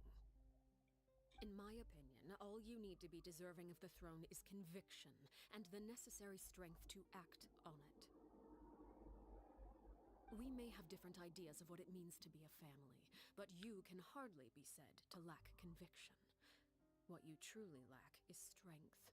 For someone of your talent, though, that's something that will come with time. Even without that strength, you still chose to face me in a duel, even though the odds were stacked against you. That capacity to honor your convictions is what I truly see in you. Okay, that's the cheesy part. Father. No one knows what the future holds, what tragedy or triumph may be in store. Being at the head of this organization requires the strength of will to face whatever comes. Caution will only hold you back. If reaching a certain standard were required to go after what you want, I would never have succeeded in killing my predecessor.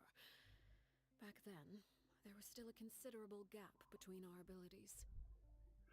Right, if reaching a certain standard are required to go after what you want, you would never have succeeded in killing my predecessor.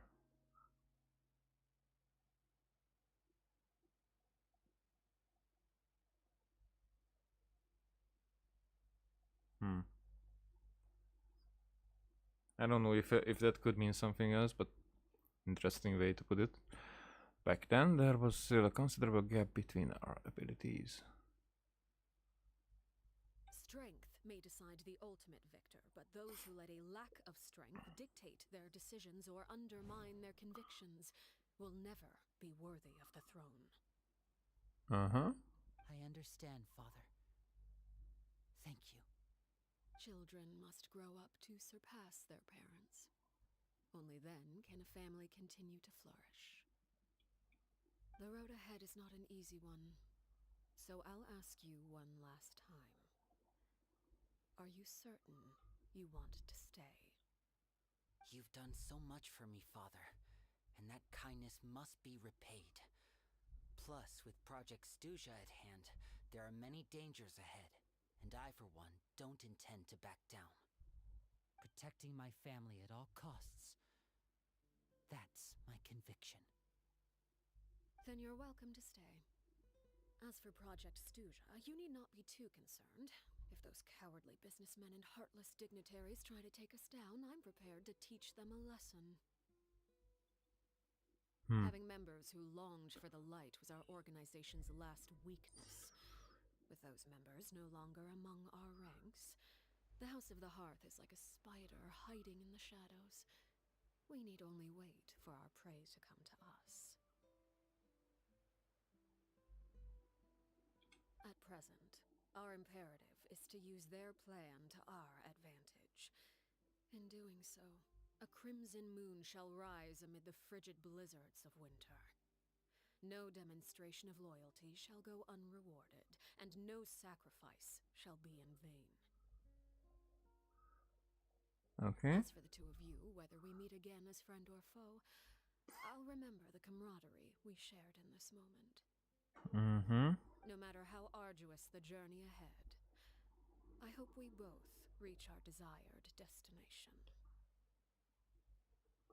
Okay.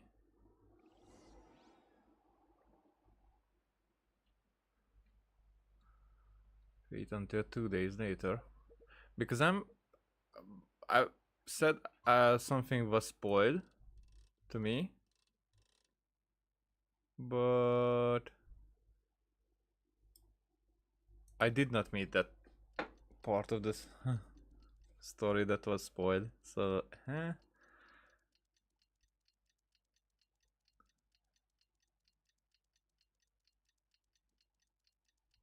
But I see that there's something left. It's just for the we will be already there. Maybe it will be just a throwaway line. Didn't Linny say that Lynette and Fremine were recovering at the Hotel Bouffe d'été? Oh, Paimon wonders how they're... Oh, I did shut up, Paimon. I did it.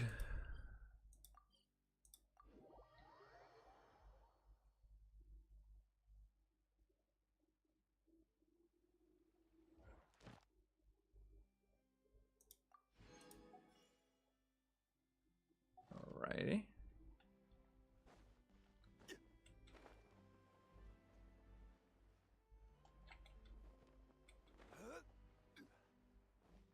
Yo. Lynette? Fremine? How are you feeling? Much better. What a relief! What about you? Are you feeling alright? There's no need to worry. I'm right as rain. I don't know what that means, so. I knew you'd come out unscathed. Us, on the other hand, well, we've been bedridden for 2 days. I couldn't even turn over. Oh, and I wanted to ask, is Clairvy gone? Linny and the other members have left Poisson and returned to the House of the Hearth. According to him, there haven't been any more sightings of a spirit roaming the house. We bid her farewell under a blanket of sunlight. Her wish has been fulfilled. I see. I'm glad. Father came to check up on us 2 days ago and told us about what happened with Crucibina and Clairvy.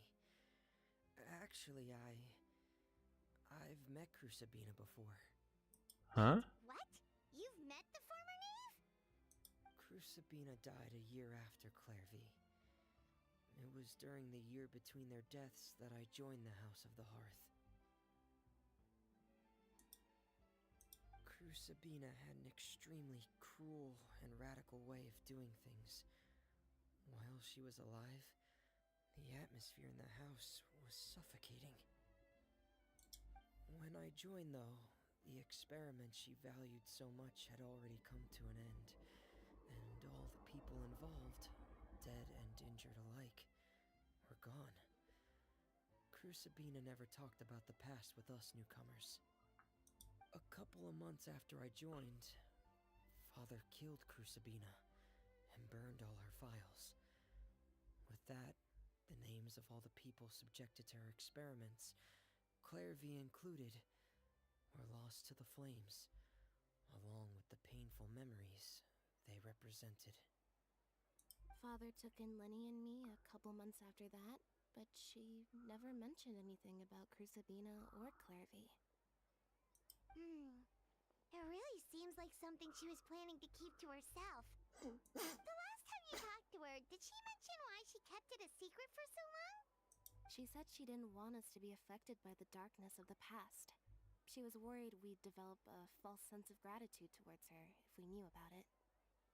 The foundation of a family should be free of any corrupting influence. Hmm. Whatever happened in the past, it has nothing to do with who we are now. I completely disagree with this.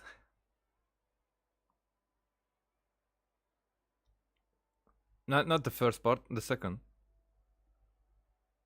The first part is the foundation of a family should be, if a family is here the goal, but the foundation for the goals that we want to achieve should be free of any corrupting influence. I agree with that, because then the bases are like already corrupted, basically. But whatever happened in the past, it has nothing to do with who we are now. It has everything to do with who we are now. And that's what Father told us in the end. But I still thanked her for everything. It was only after hearing about what Crucibina did that I finally realized how insignificant our lives could have been. The members of the house meant nothing to her. To say that she valued them in any way, even just as a tool, would probably be giving her too much credit. If Father hadn't taken over the House of the Hearth, I probably would have already... Well, don't think about that. She saved you in the end. Father rarely brings up the fact that she saved us.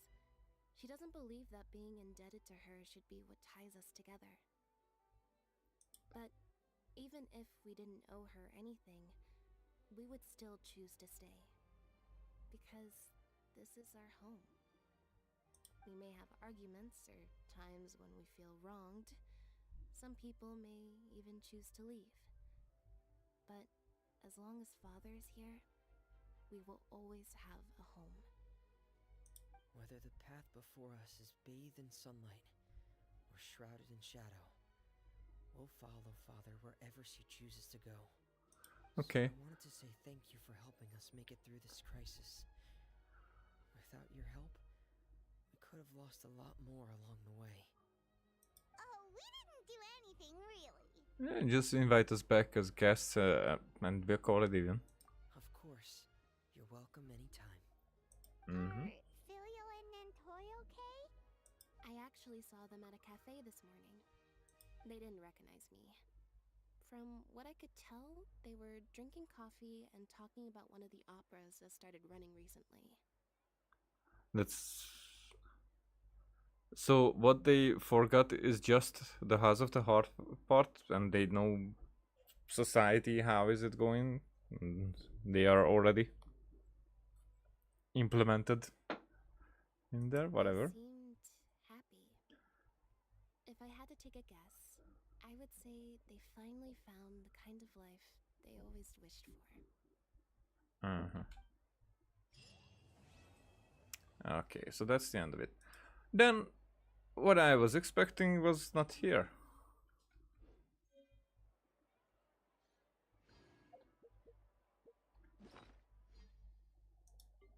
Oh, that's not something that I need to accept. Okay, okay.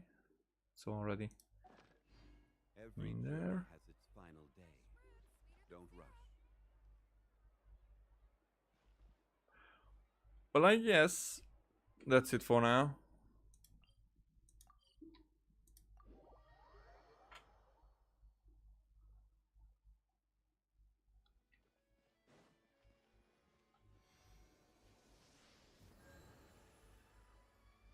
Now, soon I will have to go to work, so... But at least Arlecchino story quest is finished. And I will have to look it up, what was spoiled for me. Was it just a theory that that was said? In a way, as if it was already... Not... as if it was already confirmed. Could be.